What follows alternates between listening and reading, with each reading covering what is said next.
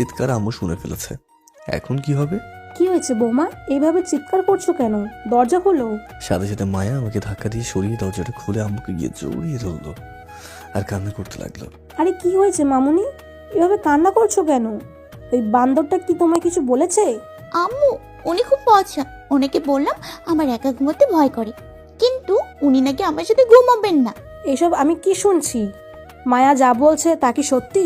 না মানে মানে আসলে মায়া এখন তোর বউ, বাহিরের কোনো মেয়ে নয়। তাই এখন থেকে তোদের একসাথেই ঘুমাতে হবে। আর হ্যাঁ, আরেকটা কথা, আরেকবার যদি মায়া তোর নামে কোনো বিচার দেয় তাহলে তোর খবর আছে। যাও মামুনি, এখন ঘুমিয়ে পড়ো। আর ও যদি তোমার কোনো কথা অমান্য করে তাহলে আমায় বলবা, দেখবা ওর কি হাল করি। আচ্ছা আম্মু। তারপরে আম্মু চলে গেলেন আর মায়া এসে আমার সামনে দাঁড়ালো। শোনেন নাই আম্মু কি বলে গেছে? আসুন, আমার ঘুম পাচ্ছে, আমি ঘুমাবো। কি আর করার, অবশেষে আর উপায় না পেয়ে পিচিটার সাথে গিয়ে ঘুমাতেই হলো। আমার বালিশে মাথা দিয়ে আমি ঘুমিয়ে পড়লাম। কিছুক্ষণ পর মায়াও চলে আসলো, কিন্তু বালিশে না শুয়ে আমার বুকে এসে শুয়ে পড়লো।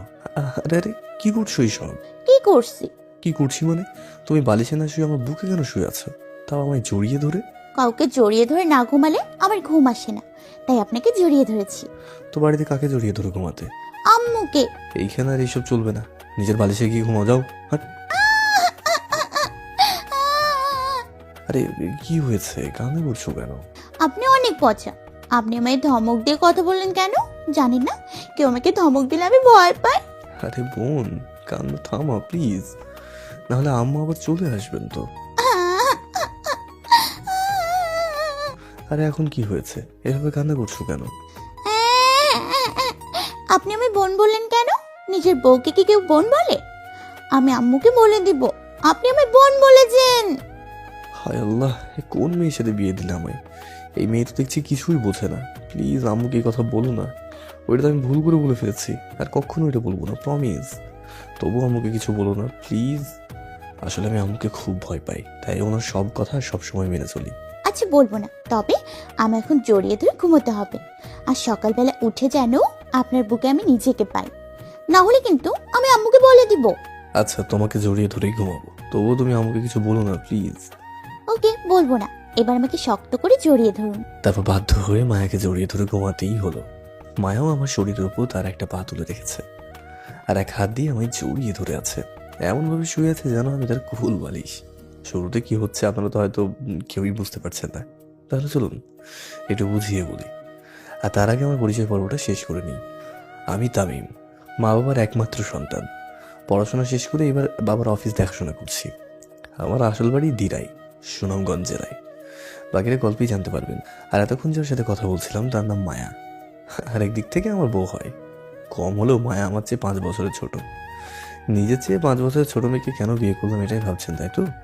আচ্ছা চলুন আপনাদের একটু বুঝিয়ে বলি। বিয়ের জন্য বাসা থেকে আম্মু অনেক আগে থেকে চাপ দিচ্ছিলেন, কিন্তু নানান রকম অজুহাত দিয়ে বিয়ের থেকে অনেক আগেই বেঁচে গিয়েছিলাম। কিন্তু এইবার আর সেটা হলো না। আজ দুপুরবেলা অফিসে বসে বসে কাজ করছি, এমন সময় আম্মুর ফোন আসলো। হ্যাঁ আম্মু বলো। তুই তাড়াতাড়ি করে বাসায় আয়। আরে এখন তো আমি অফিসে, বাসায় আসবো কি করে? সেটা তোর আব্বু দেখে নিবে, তুই এক্ষুনি বাসায় আয়। কিন্তু কেন? তোকে আমি প্রশ্ন করতে বলিনি, বাসায় আসতে বলেছি, শুনিস নাই? আচ্ছা আমি আসছি বলেই ফোনটা কেটে দিলাম। তারপর ম্যানেজারকে বলে অফিস থেকে বের হয়ে গাড়ি নিয়ে সোজা বাসায় চলে আসলাম। আমাদের একটা নিজেদের পার্সোনাল গাড়িও আছে। গাড়ি থেকে নেমে বাসায় ঢুকে সোজা আম্মুর রুমে চলে এলাম। এখন বলো কিসের জন্য আমায় আসতে বলেছো? তুই আগে রুমে গিয়ে ফ্রেশ হয়ে রেডি হয়ে নে, তারপর বলছি। আচ্ছা বেশ। তারপর রুমে এসে ফ্রেশ হয়ে রেডি হয়ে আবার নিচে চলে আসলাম। এসে দেখি আম্মু রেডি হয়ে বসে আছেন। বুঝলাম না এসব আবার আম্মুর কি হলো যে রেডি হয়ে বসে আছেন। এবার বলো। গাড়ি বের কর, আমরা তোর শিলা আন্টির বাড়িতে যাব। মানে এইসব ওনার বাসায় কেন? তোকে গাড়ি বের করতে বলছি না? গাড়ি বের করাই আছে, তুমি আসো। তারপর আম্মুকে সাথে নিয়ে গাড়ির কাছে চলে আসলাম। এসে আম্মু গাড়িতে গিয়ে উঠে পড়লেন। আমি আর কথা না বাড়িয়ে চুপচাপ গাড়িতে উঠে গাড়ি চালাতে লাগলাম। আমাদের বাসা থেকে ওনার বাড়ি বেশি দূরে নয়, গাড়ি নিয়ে ওনার বাসায় যেতে 30 মিনিট মতো সময় লাগে। কিছুক্ষণ পর শিলা আন্টিদের বাসার সামনে এসে পড়লাম। এরপর আম্মু গাড়ি থেকে নেমে আমায়ও নামতে বললেন। আমিও ওনার কথা মতো চুপচাপ গাড়ি থেকে নেমে পড়লাম। তারপর আম্মু আমার হাত ধরে ভিতরে যেতে লাগলেন।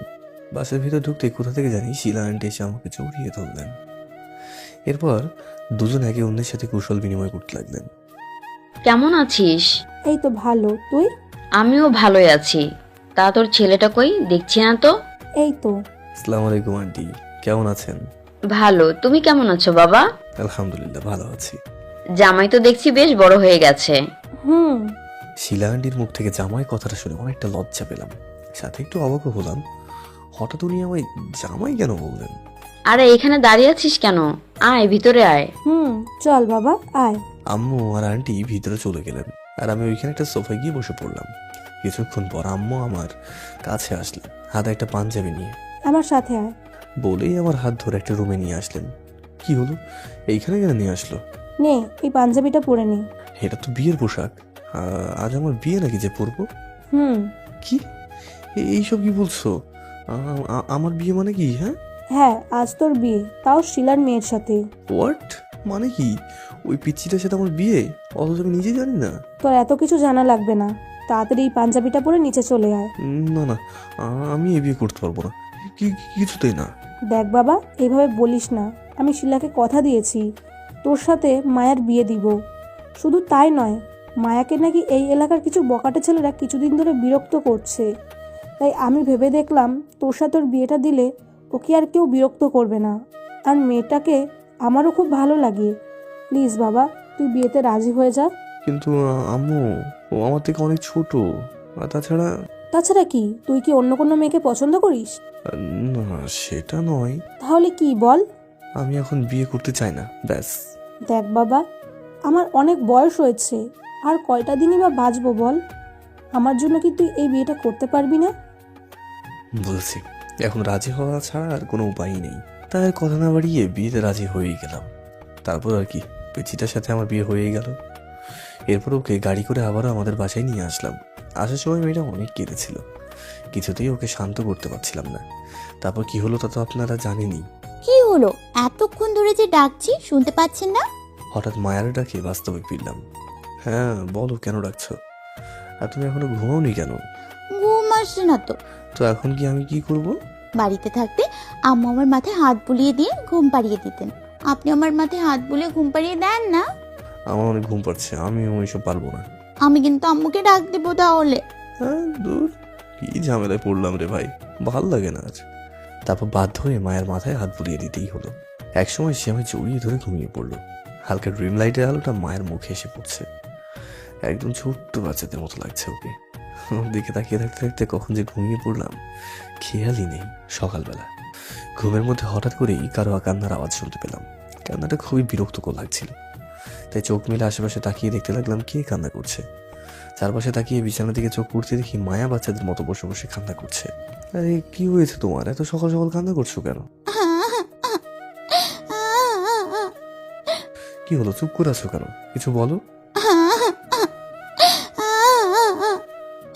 আরে কান্না করছো কেন, কি হয়েছে বলবা তো নাকি? আপনি অনেক পচা। আপনি আমায় আপনার বুকে থেকে সরিয়ে দিলেন কেন? আহা, এই ব্যাপার তো আগে বলবো না, শুধু শুধু কেঁদেই যাচ্ছ। আসলে ঘুমের মধ্যে হয়তো তোমায় সরিয়ে ফেলেছিলাম। কেন সরাবেন? আপনাকে না আমি রাতে বলে দিলাম সকালে উঠে যেন আমি নিজেকে আপনার বুকে পাই। মনে নেই কথাটা? আরে ঘুমের মধ্যে সরিয়ে ফেলেছি, এতে আমার কি করার আছে? কিছু করার নেই। এখন আপনি আমায় আবার জড়িয়ে ধরবেন আর আমায় ঘুম পাড়িয়ে দেবেন। আমি আর পারবো না, আমার অনেক ঘুম পাচ্ছে, আমি ঘুমালাম। তাহলে কিন্তু আমি কান্না করব আর আম্মুকে ডেকে বলবো আপনি আমায় বকেছেন। ধুর, কি ঝামেলার মধ্যে পড়লাম। কথায় কথায় শুধু কান্না করবো আর আম্মুকে বলে দেবো, এই হচ্ছে জ্বালা আমার। তারপর বাধ্য হয়ে আবারও মায়াকে জড়িয়ে ধরে ঘুমাতেই হলো।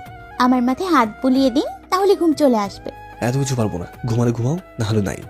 আমি কিন্তু থাক, আর আম্মুকে ডাক দিতে হবে না, আমি ঘুম বাড়িয়ে দিচ্ছি। কি আর করার, আম্মুকে ভীষণ ভয় পাই তো, আরও কিছু বলতেও পারি না। মায়ার মাথায় হাত বুলিয়ে দিতে দিতে সে একসময় ঘুমিয়ে পড়লো। আমারও তখন চোখে ঘুম ছিল, তাই আমি ওকে জড়িয়ে ধরা অবস্থাতেই ঘুমিয়ে পড়লাম। হঠাৎ ঘুম ভাঙলো দরজার ঢোকার আওয়াজ শুনে। এদিকে মায়াও আমায় শক্ত করে জড়িয়ে ধরে আছে, তাই নিজেকে ছাড়াতেই পারছি না। ছাড়াতে গেলে সে আরও শক্ত করে জড়িয়ে ধরে। কি রে, তোরা এখনো ঘুম থেকে উঠিস নাই? আম্মু, আমি উঠে পড়েছি, কিন্তু মায়া তো এখন ওঠেনি। তাড়াতাড়ি দুজন উঠে পড়, মায়াদের বাড়ি থেকে লোকজন এসেছে তোদের নিতে। আচ্ছা উঠছি। এরপর আম্মু চলে গেলেন, আর আমি মায়াকে ডাকতে শুরু করলাম। কিছুক্ষণ ডাকার পর ওর ঘুমটা ভাঙলো। কি হলো, এত সকালে ডাকছেন কেন? দেখছেন না ঘুমোচ্ছি। অনেক বেলা হয়ে গেছে, এখন উঠে পড়ো। আর তোমাদের বাড়ি থেকে নাকি লোকজন এসেছে, আম্মু বলে গেলেন। আচ্ছা, আপনি গিয়ে ফ্রেশ হয়ে আসুন, তারপর আমিও ফ্রেশ হয়ে নিচ্ছি। কথাটা বলেই আমায় ছেড়ে দিয়ে উঠে পড়ল। তারপর আমিও উঠে ফ্রেশ হতে চলে গেলাম।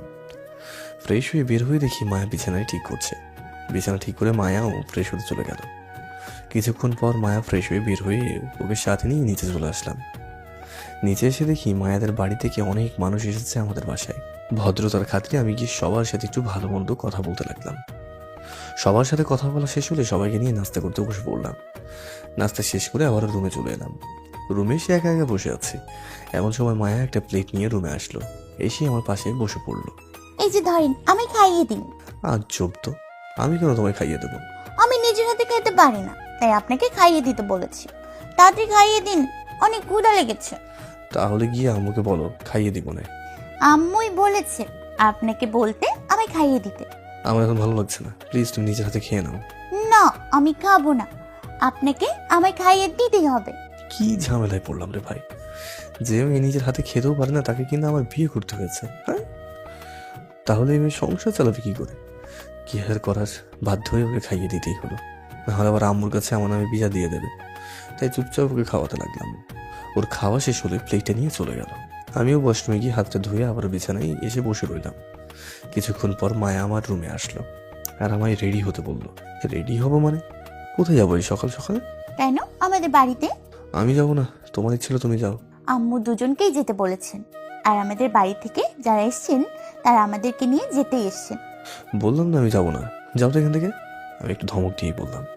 মায়া ধমক শুনে ভয় পেয়ে রুম থেকে চলে গেল। তারপর আমি মোবাইলটা হাতে নিয়ে একটু ফেসবুকে লগ ইন করলাম। কাজের চাপে অনেকদিন ধরে ফেসবুকে আসা হয়নি। এক এক করে মেসেজ আর নোটিফিকেশন চেক করছিলাম। এমন সময় আম্মু রুমে আসলেন। পিছনে পিছনে মায়াও রুমে ঢুকলো। কি রে, তুই নাকি বলেছিস মায়াদের বাড়িতে যাবি না? হ্যাঁ বলেছি, আমি মোবাইলটা টিপতে টিপতেই বললাম। মায়াদের বাড়ি থেকে লোকজন আসলো তোদের দুজনকে নিতে, আর তুই বলছিস যাবি না? এটা কেমন কথা? দেখো আম্মু, আমি ওদের বাড়িতে যেতে পারবো না, তুমি ওদের সাথে মায়াকে পাঠিয়েই দাও, আমি কোথাও যাচ্ছি না। তা বললে তো হবে না, তোকেও মায়ের সাথে ওদের বাড়ি যেতে হবে। তাড়াতাড়ি রেডি হয়ে ব্যাগ গুছিয়ে নে, কিছুক্ষণ পরেই ওরা বেরিয়ে পড়বে। বললাম তো আমি যাবো না। তাহলে আজ থেকে তোর খাবার বন্ধ। সমস্যা নেই, আমি বাইরে খেয়ে নেবো। সেটাও হবে না। কথাটা বলেই আমার প্যান্টের পকেট থেকে মানিব্যাগটা বের করে নিয়ে নিল। আম্মু এটা কিন্তু ঠিক না। আমি অসহায় দৃষ্টিতে আম্মুর দিকে তাকিয়ে বললাম। কোনটা ঠিক আর কোনটা ঠিক না সেটা আমি তোর চেয়ে ভালো জানি। এবার বল মায়াদের বাড়িতে যাবি কি না? ধুর, কি প্যারার মধ্যে পড়লাম, গেলেও শান্তি পাবো না, না গেলেও শান্তি পাবো না। অবশেষে আর উপায় না পেয়ে যাওয়ার জন্য রাজি হয়েই গেলাম। তারপর আম্মু মানিব্যাগটা দিয়ে রুম থেকে চলে গেলেন। আপনার কাপড় কিসে করে নিব, আর কি কি নিব? তুমি গিয়ে রেডি হয়ে নাও, আমি আমার কাপড় গোছাচ্ছি। এই বলে ওয়াশরুমে চলে গেল। এদিকে আমি বিছানা থেকে উঠে আমার কয়েকটা কাপড় ব্যাগে ভরে ব্যাগটা গুছিয়ে নিলাম। কিছুক্ষণ পর মায়াও ওয়াশরুম থেকে বের হয়ে আসলো। এসে ব্যাগ থেকে একটা শাড়ি বের করলো। তারপর নিজের শরীরে থাকা শাড়িটা খুলে ওইটা পরতে লাগলো। এটা দেখে তোমার চোখ কপালে উঠে গেল। লজ্জায় সাথে সাথে নিজের চোখটা বন্ধ করে ফেললাম। আরে কি করছো সব? কেন, শাড়ি পরেছি দেখছেন না? সেটা জানি, কিন্তু এইখানে আমার সামনে কেন? অন্য রুমে গিয়ে শাড়ি পরতে পারলে না? আপনার সামনে পড়লে সমস্যা কি? আপনি তো এখন আমার স্বামী, আর আমার সবকিছু তো আপনি দেখতেই পারেন। ছি ছি ছি, এসব কি বলছো? লজ্জা শরম নাই নাকি? স্বামীর সামনে আবার কিসের লজ্জা? কিছু না, তুমি তাড়াতাড়ি রেডি হয়ে শাড়িটা পরে নাও। ওরা হয়তো আমাদের জন্য ওয়েট করছে। মায়ার কিছু না বলে শাড়িটা পরতে লাগলো, আর আমি এক হাত দিয়ে চোখ বন্ধ করে আছি। কিছুক্ষণ পর মায়া আবারও আমায় ডাক দিল। এই যে আমার শাড়ির কুচিটা একটু ধরেন, আসলে শাড়িটা অনেক বড় তো, তাই ঠিক মতো পরতে পারছি না। আমি এসব পারবো না, শাড়ি পরতে পারো না যখন পরতে গিয়ে বলেছে। প্লিজ একটু আসুন না, একটু কুচিটা ধরলেই হবে, আর কিচ্ছু করা লাগবে না। কেন জানি ওর কথায় খুবই মায়া হলো, তাই চোখটা মেলে একবার ওর দিকে তাকালাম। এতক্ষণ ধরে ঠিক মতো শাড়িও পরতে পারিনি। তারপর উঠে গিয়ে মায়ের সামনে দাঁড়ালাম। ওর কাছে যাওয়ার পর শাড়ির কুচিটা আমার হাত দিয়ে ধরিয়ে দিল। কিছুক্ষণ পর মায়ের শাড়ি পরা হয়ে গেলে এই কুচিটা তার কোমরে গুঁজে দিতে বলল। এইটা আমি পারবো না, আমার কেমন জানি লাগছে। প্লিজ কুচিটা গুজে দিন না, এমনিতে অনেক দেরি হয়ে গেছে। এখন আপনি যদি এমন করেন তাহলে আরো দেরি হয়ে যাবে। বুঝেছি, এখন কুচিটা আমাকেই গুঁজে দিতে হবে, না হলে তো শুনবে না। তারপর মাথাটা একটু উঁচু করে মায়ের কোমরে যেই কুচিটা গুঁজে দিতেই যাবো তখনই মায়ের পেটের দিকে নজর পড়লো। শাড়ি পরলে সবারই কম বেশি পেটের কিছু অংশ বেরিয়ে থাকে, তেমনই মায়াও এর বিপরীত হলো না। ওর পেটের অংশ দেখে আমি তো শুধু হাঁ করে তাকিয়ে আছি। এত সুন্দর আর এত ফর্সা পেট আমি এর আগের কখনো দেখিনি। মন যাচ্ছে ওর পেটে একবার নিজের ঠোঁটের ছোঁয়াটা লাগিয়েই দিই, কিন্তু পরক্ষণে মনে পড়লো আরে এসব আমি কি ভাবছি, হয়তো এই কিছু সময় সব কিছু ভুলে গেছিলাম। তাই উল্টোপাল্টা চিন্তা মাথায় চেপে বসেছে। মায়ের দিকে খেয়াল করে দেখি লজ্জায় তার মুখ একদম লাল হয়ে গেছে। হয়তো সে ব্যাপারটা একটু আন্দাজ করে ফেলেছে। আমি আর কিছু না ভেবে কুচিটা মায়ের কোমরে গুঁজে দিলাম। ওর পেটে আমার হাতটা লাগতেই ও একটু কেঁপে উঠলো। হয়ে গেছে, এখন চলো নিচে যাওয়া যাক। চলেন। তারপর আমার আর মায়ের দুজনের ব্যাগ নিয়ে নিচে চলে আসলাম। মায়েদের বাড়ির লোকেরা আমাদের জন্য আগে থেকেই বসেছিল। এরপর একটা লোক এসে আমার হাত থেকে ব্যাগগুলো নিয়ে বাইরে চলে গেল। হয়তো ড্রাইভার হবে। আম্মু আমরা তাহলে আসি। আচ্ছা বাবা, সাবধানে যাস। আর হ্যাঁ, ওইখানে গিয়ে মায়ার সব কথা মেনে চলবি। আর মামুনি, ও যদি তোমার কথা না শোনে তাহলে আমায় ফোন করে বলবা, কেমন? আচ্ছা আম্মু। যাওয়ার সময় এসব শিখিয়ে দিতে হয় নাকি? তুই চুপ থাক আর যা, মায়াকে নিয়ে গাড়িতে উঠে বস। যাচ্ছি। তারপর মায়াকে নিয়ে একটা গাড়িতে উঠে বসলাম। একটু পর ড্রাইভার এসে গাড়িটা স্টার্ট দিয়ে চালানো শুরু করলো। আমি আর মায়া দুজন পিছনের সিটে বসে আছি, আর সামনের সিটে শুধু ড্রাইভার একা বসে আছে আর গাড়ি চালাচ্ছে। কিছুক্ষণ পর মায়া আমার কাঁধে মাথা রেখে শুয়ে পড়লো। কেন জানি ওকে নিজের থেকে সরানোর ইচ্ছা হচ্ছিল না, তাই আমি আর কিছু না বলে চুপচাপ বসে রইলাম। প্রায় 1 ঘন্টা পর গাড়ি এসে থামলো মায়াদের বাড়ির সামনে। এতক্ষণে মায়ারও ঘুম ভেঙে গেছে। তারপর দুজন গাড়ি থেকে নেমে পড়লাম। একটু পর বাড়ির ভিতর থেকে কিছু লোক এসে আমাদের ব্যাগ গাড়ি থেকে বের করে ভিতরে নিয়ে যেতে লাগলো। কি হলো, এখানে দাঁড়িয়ে আছেন কেন? ভেতরে যাবেন না? চলো। তারপর মায়াকে সাথে নিয়ে বাড়ির ভিতরে চলে আসলাম। বাড়ির ভিতরে আসতেই মায়ের মা মানে আমার শাশুড়ি মা এসে আমাদের সামনে দাঁড়ালেন। কেমন আছো বাবা? তোমাদের আসতে কোনো সমস্যা হয়নি তো? না আন্টি, কোনো সমস্যা হয়নি। আন্টি কি? হ্যাঁ, এখন থেকে আমায় আম্মু বলে ডাকবা। আচ্ছা। মায়া, জামাই বাবাকে নিয়ে তোর রুমে যা। অনেক পথ জার্নি করে এসেছিস, রুমে গিয়ে দুজনে একটু আরাম কর। আচ্ছা আম্মু, এই যে আসেন আমার সাথে। তারপর আমি মায়ের পিছন পিছন যেতে লাগলাম। একটু পর মায়া আমায় নিয়ে একটা রুমে এসে ঢুকলো। রুমটা অনেক সুন্দর আর গোছানো। হয়তো এটা মায়ার রুম হবে। এই যে ওইটা ওয়াশরুম, যান গিয়ে ফ্রেশ হয়ে নিন। আচ্ছা বলেই ওয়াশরুমে ঢুকে ফ্রেশ হয়ে নিলাম। তারপর বের হয়ে মায়াকেও ফ্রেশ হতে বলে বিছানায় গিয়ে বসে রইলাম। মায়া ফ্রেশ হতে চলে গেল, আর আমি মোবাইলটা বের করে আম্মুকে ফোন করে জানিয়ে দিলাম যে আমরা এসে পড়েছি।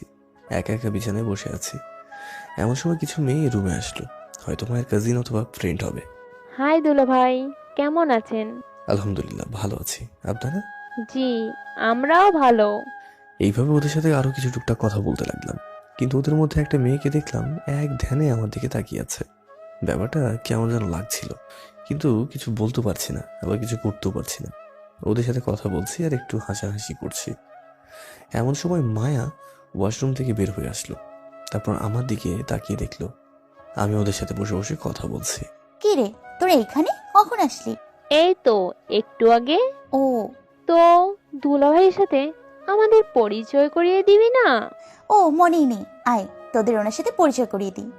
এ হলো ইতি, আর ও জুই, আর ও মিলি, আর ও হলো ইরা। হাই দুলা ভাই।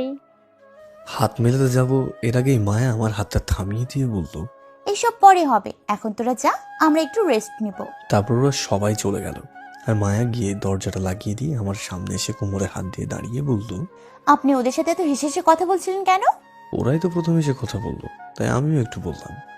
মানলাম, তা ইরা যখন আপনার দিকে হাত বাড়িয়েছিল তখন আপনি হাত মেলাতে চাচ্ছিলেন কেন? আরে মেয়েটা যেহেতু হাত বাড়িয়েছে তাহলে আমারও তো মেলানো দরকার, তাই না? না, কোনো দরকার নেই। কেন আপনি ওর সাথে হাত মেলাতে যাবেন? কি হয় ও আপনার? সামান্য একটা বিষয় নিয়ে তুমি এত রেগে যাচ্ছ কেন? মায়া কিছু বলতেই যাবে তার আগেই বাইরে দেখে কে যেন দরজায় টোকা মারলো। তারপর মায়া গিয়ে দরজাটা খুলে দিল। দেখলাম একটা পিচ্ছি মেয়ে হাতে নাস্তা প্লেট নিয়ে দাঁড়িয়ে আছে। আপু, এই নাও, খালামণি তোমাদের জন্য নাস্তা পাঠিয়েছেন। মায়া প্লেটটা হাতে নিয়ে এসে দরজাটা লাগিয়ে আমার পাশে এসে বসে পড়লো। খেয়ে নিন, আম্মু পাঠিয়েছে। আর কিছু না বলে চুপচাপ খেতে লাগলাম। হঠাৎ মনে পড়লো মায়ের কথা। আরে আমি সব একা খেয়ে ফেলেছি, মায়া তো কিছুই খায়নি। মায়ের দিকে তাকিয়ে দেখি এক ধ্যানে আমার দিকে তাকিয়ে আছে। তুমি বসে আছো কেন, খাবা না? আপনি তো একাই সব খেয়ে ফেললেন, আমায় বললেন কোথায়? সরি, আসলে মনেই নেই। এ নাও, বাকিটুকু তুমি খেয়ে নাও, আমার পেট ভরে গেছে। আমি ওর দিকে প্লেটটা এগিয়ে দিয়ে বললাম, আমি নিজের হাতে খেতে পারবো না, আমি খাইয়ে দিন। এত বড় হয়ে গেছো আর এখনো নিজের হাতেই খাওয়া শিখোনি? খাইয়ে দিবেন কি না? আচ্ছা দিচ্ছি। নাহলে তো ওর আম্মুর কাছে আমার নামে বিচার দিয়ে বসবা। তারপর মায়াকে বাকিটুকু খাবারটা খাইয়ে দিলাম। খাওয়া শেষ হলে মায়া প্লেটটা নিয়ে চলে গেল। কিছুক্ষণ পর মায়া আবার রুমে চলে আসলো। দেখতে দেখতে খাবারের সময় হয়ে আসলো। একটা মেয়ে এসে আমাদের দুজনকে নিচে আসতে বললো। তারপর আমি আর মায়া দুজন নিচে নেমে এলাম, সারা টেবিল ভর্তি বিভিন্ন ধরনের খাবার দিয়ে। মনে হয় সবকিছু আমার জন্যই করা হয়েছে। নতুন জামাই বলে কথা। বাবা আসো, এখানে বসো। চুপচাপ গিয়ে একটা চেয়ার টেনে বসে পড়লাম। তারপর এক এক করে শাশুড়ি মা আমার প্লেটে সব ধরনের আইটেম দিতে লাগলেন। কোনটা রেখেছে কোনটা খাবো বুঝতেই পারছি না। আর এদিকে শাশুড়ি মা খাবার দিতে দিতে প্লেটটা ভরিয়ে ফেলেছে। এখন এইগুলো খাবো কি করে? না খেলে আবারও অন্যরকম দেখায়। তারপর অনেক কষ্ট করে প্লেটের অর্ধেক খাবার খেয়ে শেষ করলাম। সব ওনাকেই দিয়ে দিচ্ছ, তাহলে আমি খাবো কি? নতুন জামাই এসেছে, ওকে খেতে দে। তুই একটু পরে খেয়ে নিস, খাবার তো এখনো শেষ হয়নি। লাগবে না আমার, খাবো না আমি। আমি গেলাম, সব খাবার ওনাকেই দাও। এটা কি করলেন আম্মু? আমার জন্য ওকে শুধু শুধু রাগালেন? ও একটু এমনই, তুমি কিছু মনে করো না। তুমি খেয়ে কিছু খাবার ওর জন্য রুমে নিয়ে যেও, দেখবে রাগ ভেঙে যাবে। আচ্ছা। এখন খেয়ে নাও। তারপর অনেক কষ্ট করে প্লেটের সব খাবার শেষ করে হাতটা ধুয়ে মায়ের জন্য প্লেটে কিছু খাবার নিয়ে রুমে চলে এলাম। রুমে এসে দেখি মায়া বিছানায় শুয়ে আছে, মনে হয় এখনো রেগে আছে। তারপর প্লেটটা নিয়ে ওর পাশে গিয়ে বসলাম। কি হলো, না খেয়ে চলে আসলে যে? খাবো না আমি, চলে যান এখান থেকে। আরে রাগ করছো কেন? তোমার আম্মু তো তখন তোমার সাথে একটু মজা করছিলেন। আর রাগ করে থাকতে হবে না, এই যে তোমার জন্য খাবার নিয়ে যাচ্ছে, খেয়ে নাও। আমি প্লেটে গিয়ে ধরলাম। খাবো না আমি। এখন কিন্তু রাগ হচ্ছে। তো আমি কি করব? খেতে বলেছিলাম তোমাকে, চুপচাপ খাও। আমি ধমক দিয়ে বললাম। মায়ের কিছুক্ষণ আমার দিকে তাকিয়ে থেকে ভ্যাঁ ভ্যাঁ করে খেতে দিল। এখন আবার কান্না করছো কেন? আপনি অনেক পচা, আপনি শুধু আমায় ধমক দেন। আমি বাসায় গিয়ে আম্মুর কাছে আপনার নামে বিচার দিব। এ কোন ঝামেলায় পড়লাম রে ভাই? একটু ধমক দিলেই কেঁদে ফেলে, আবার কথায় কথায় বলে আম্মুকে বলে দেবে। সব মিলিয়ে একটা প্যারার মধ্যে আছি এই মেয়েকে নিয়ে। আচ্ছা আচ্ছা, সরি, আমার ভুল হয়ে গেছে। আর কখনো তোমাকে ধমক দেবো না। এবার খাবারটা খেয়ে নাও প্লিজ। না খাবো না। আপনি আমায় ধমক দেন কেন? জানেন না কেউ আমাকে ধমক দিলে আমি ভয় পাই। আরে বললাম তো সরি, আর ধমক দেবো না। এবার খাবারটা খেয়ে নাও প্লিজ। আগে প্রমিস করেন আমায় আর ধমক দেবেন না। আচ্ছা প্রমিস, এবার তো খেয়ে নাও। খাবো, তবে একটা শর্তে। কি? বিকেলে আমায় নিয়ে ঘুরতে যেতে হবে। আচ্ছা নিয়ে যাব, এখন খেয়ে নাও। তাহলে আমায় খাইয়ে দিন। বলেই আমাদের সামনে এসে ছোট বাচ্চাদের মতো খেতে বসে পড়লো। জানি আমি খাইয়ে না দিলে খাবে না, তাই ওকে খাইয়ে দিতেই হলো। খাওয়া শেষ হলে মায়া প্লেটটা নিয়ে রুম থেকে চলে গেল। এইখানে আসার পর থেকে একটু রেস্টও নিতে পারিনি, তাই শরীরটা অনেক ক্লান্ত লাগছে। একটু ঘুমিয়ে নিই, তাহলে ঠিক হয়ে যাবে। তারপর বিছানায় গিয়ে গাটা এলিয়ে দিলাম। ক্লান্ত থাকায় ঘুম আসতে বেশি সময় লাগেনি। কখন যে ঘুমিয়ে পড়ি খেয়ালই নেই। বিকালবেলা ঘুম ভাঙলো মায়ার ডাকে। চোখ মেলে তাকিয়ে দেখি মায়া আমার সামনে বসে আছে। কি হলো, ডাকছো কেন? শর্তের কথা মনে নেই নাকি? কিছু শর্ত? আপনি যে বললেন বিকেলবেলা আমায় নিয়ে ঘুরতে যাবেন। দেখো এখন আমার ভালো লাগছে না, প্লিজ আর একটু ঘুমাতে দাও। না, অনেক ঘুমিয়েছেন, আর না, এখন আমায় নিয়ে ঘুরতে যেতে হবে। তাড়াতাড়ি উঠুন বলছি। জানি এখন না উঠলে হবে না, তাই বাধ্য হয়েই উঠতে হলো। যান, গিয়ে ফ্রেশ হয়ে আসুন। আমি রেডি হচ্ছি। আর হ্যাঁ, ফ্রেশ হয়ে আপনিও রেডি হয়ে নিন। আর কিছু না বলে ফ্রেশ হতে চলে গেলাম। কিছুক্ষণ পর বের হয়ে দেখি মায়া রেডি হয়ে বিছানায় বসে আছে। আমি আর কথা না বাড়িয়ে অন্য একটা শার্ট পরে রেডি হয়ে নিলাম। আপনার শেষ হলে যাওয়া যাক। চলো। তারপর মায়াকে সাথে নিয়ে শাশুড়ি মাকে বলে দুজনে বাইরে চলে এলাম। তো বলো কোথায় যাবা? সামনে একটা পার্ক আছে, চলেন ওইখানে যাই। ওকে চলো। তারপর একটা রিক্সা দেখে মায়াকে উঠিয়ে নিজে উঠে পড়লাম। মায়া যে একটা হলুদ শাড়ি পরেছে, মায়াবী লাগছে দেখতে ওকে, একেবারে হলুদ পরীর মতো। মায়া যে সুন্দরী না সেটা নয়, তার রূপ দেখে যে কেউই পাগল হয়ে যাবে। এতদিন ধরে ওকে ভালো করে দেখিনি, আজ দেখলাম সে কতটা সুন্দর। আমার আবার কোনো গার্লফ্রেন্ড নেই, আর কারোর সাথে কোনো রিলেশনও ছিল না। তবুও মায়াকে মেনে নিতে আমার একটু কষ্ট হচ্ছে, কারণ সে আমার থেকে অনেক ছোট। আর বড় কথা, ওর এখনো বড়দের মতো সেই বুঝটাও হয়নি। আপনাদের সাথে কথা বলতে বলতে রিক্সা পার্কে চলে আসলো। তারপরে দুজন রিক্সা থেকে নেমে ভাড়াটা মিটিয়ে পার্কের ভিতরে চলে এলাম। চলেন ওই বেঞ্চে গিয়ে বসি। আচ্ছা চলো। তারপর দুজন হেঁটে হেঁটে একটু খালি বেঞ্চে গিয়ে বসলাম। কিছুক্ষণ বসে থাকার পর মায়া বায়না ধরলো সে নাকি আইসক্রিম খাবে। কি আর করার, আইসক্রিম এনে না দিলে আবার বুঝবে না, তাই বাধ্য হয়ে ওর জন্য আইসক্রিম আনতে চলে গেলাম। কিছুক্ষণ খোঁজাখুঁজি করার পর একটা আইসক্রিমের দোকান পেলাম। তারপর ওইখান থেকে ওর জন্য একটা আইসক্রিম কিনে আনলাম। হ্যাঁ না, তোমার আইসক্রিম। একটা কেন, আপনি খাবেন না?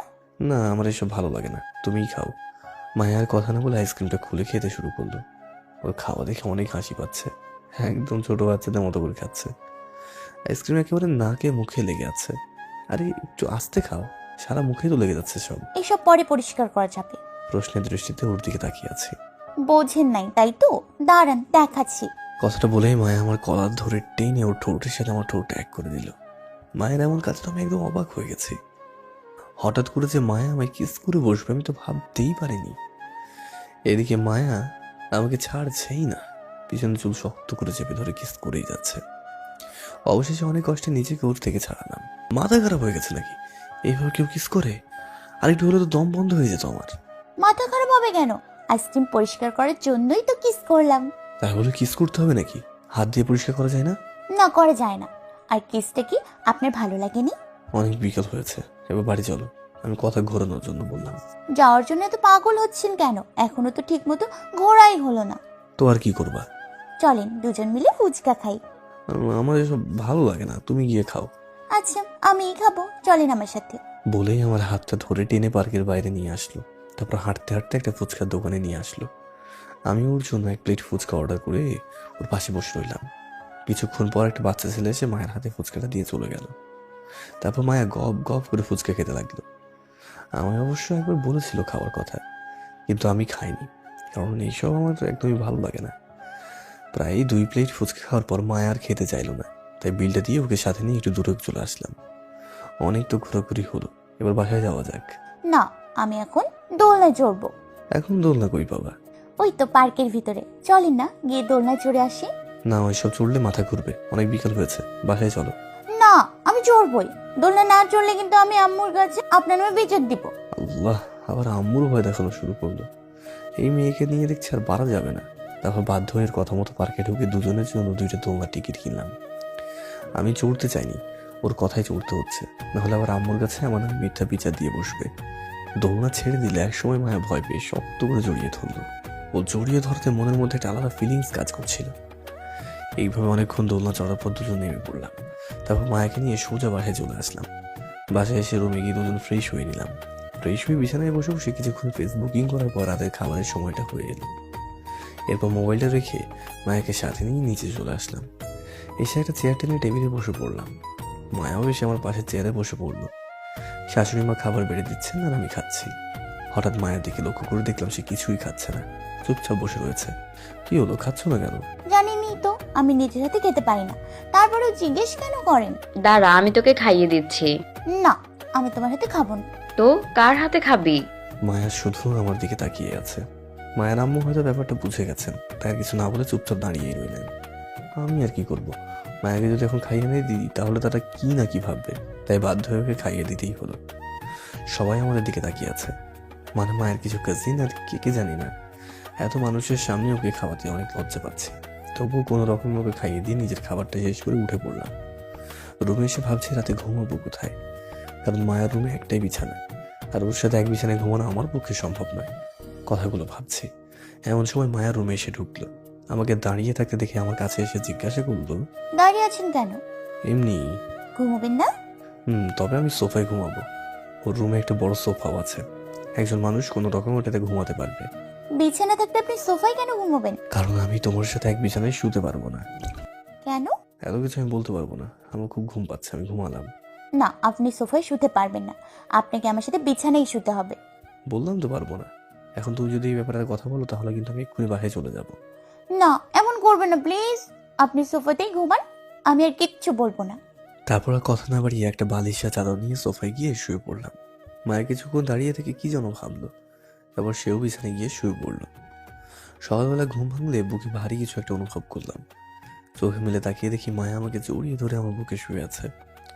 মায়াকে নিজের বুকে দেখে অনেকটা অবাক হলাম। আরে, আমি তো রাতের সোফায় ঘুমিয়েছিলাম, তাহলে মায়ের কাছে আসলাম কিভাবে? চারপাশে ভালো করে তাকিয়ে দেখি আমি সোফাতেই শুয়ে আছি। তার মানে আমি যখন ঘুমিয়ে পড়েছিলাম তখন মায়া নিজেই আমার কাছে এসে শুয়ে পড়েছিল।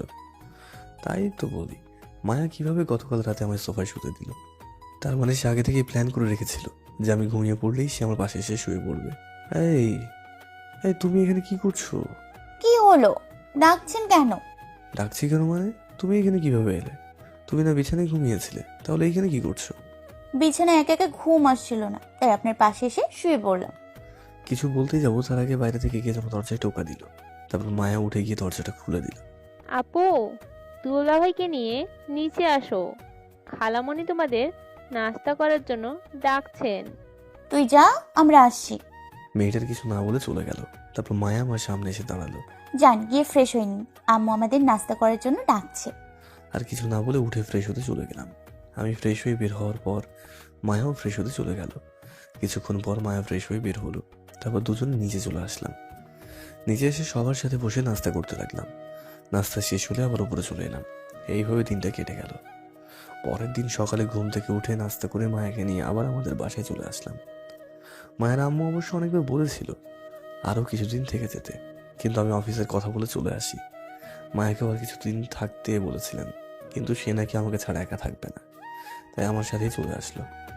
তো বাসায় এসে ফ্রেশ হয়ে সবার সাথে বসে দুপুরের খাবার খেয়ে বিকালবেলা একটু বন্ধুদের সাথে দেখা করতে চলে গেলাম। ওইখানে যাওয়ার পর সবার একই প্রশ্ন, এতদিন কোথায় ছিলাম, ফোন বন্ধ কেন ছিল, ইত্যাদি ইত্যাদি। আমিও সবাইকে একটা কাজের অজুহাত দেখিয়ে দিলাম।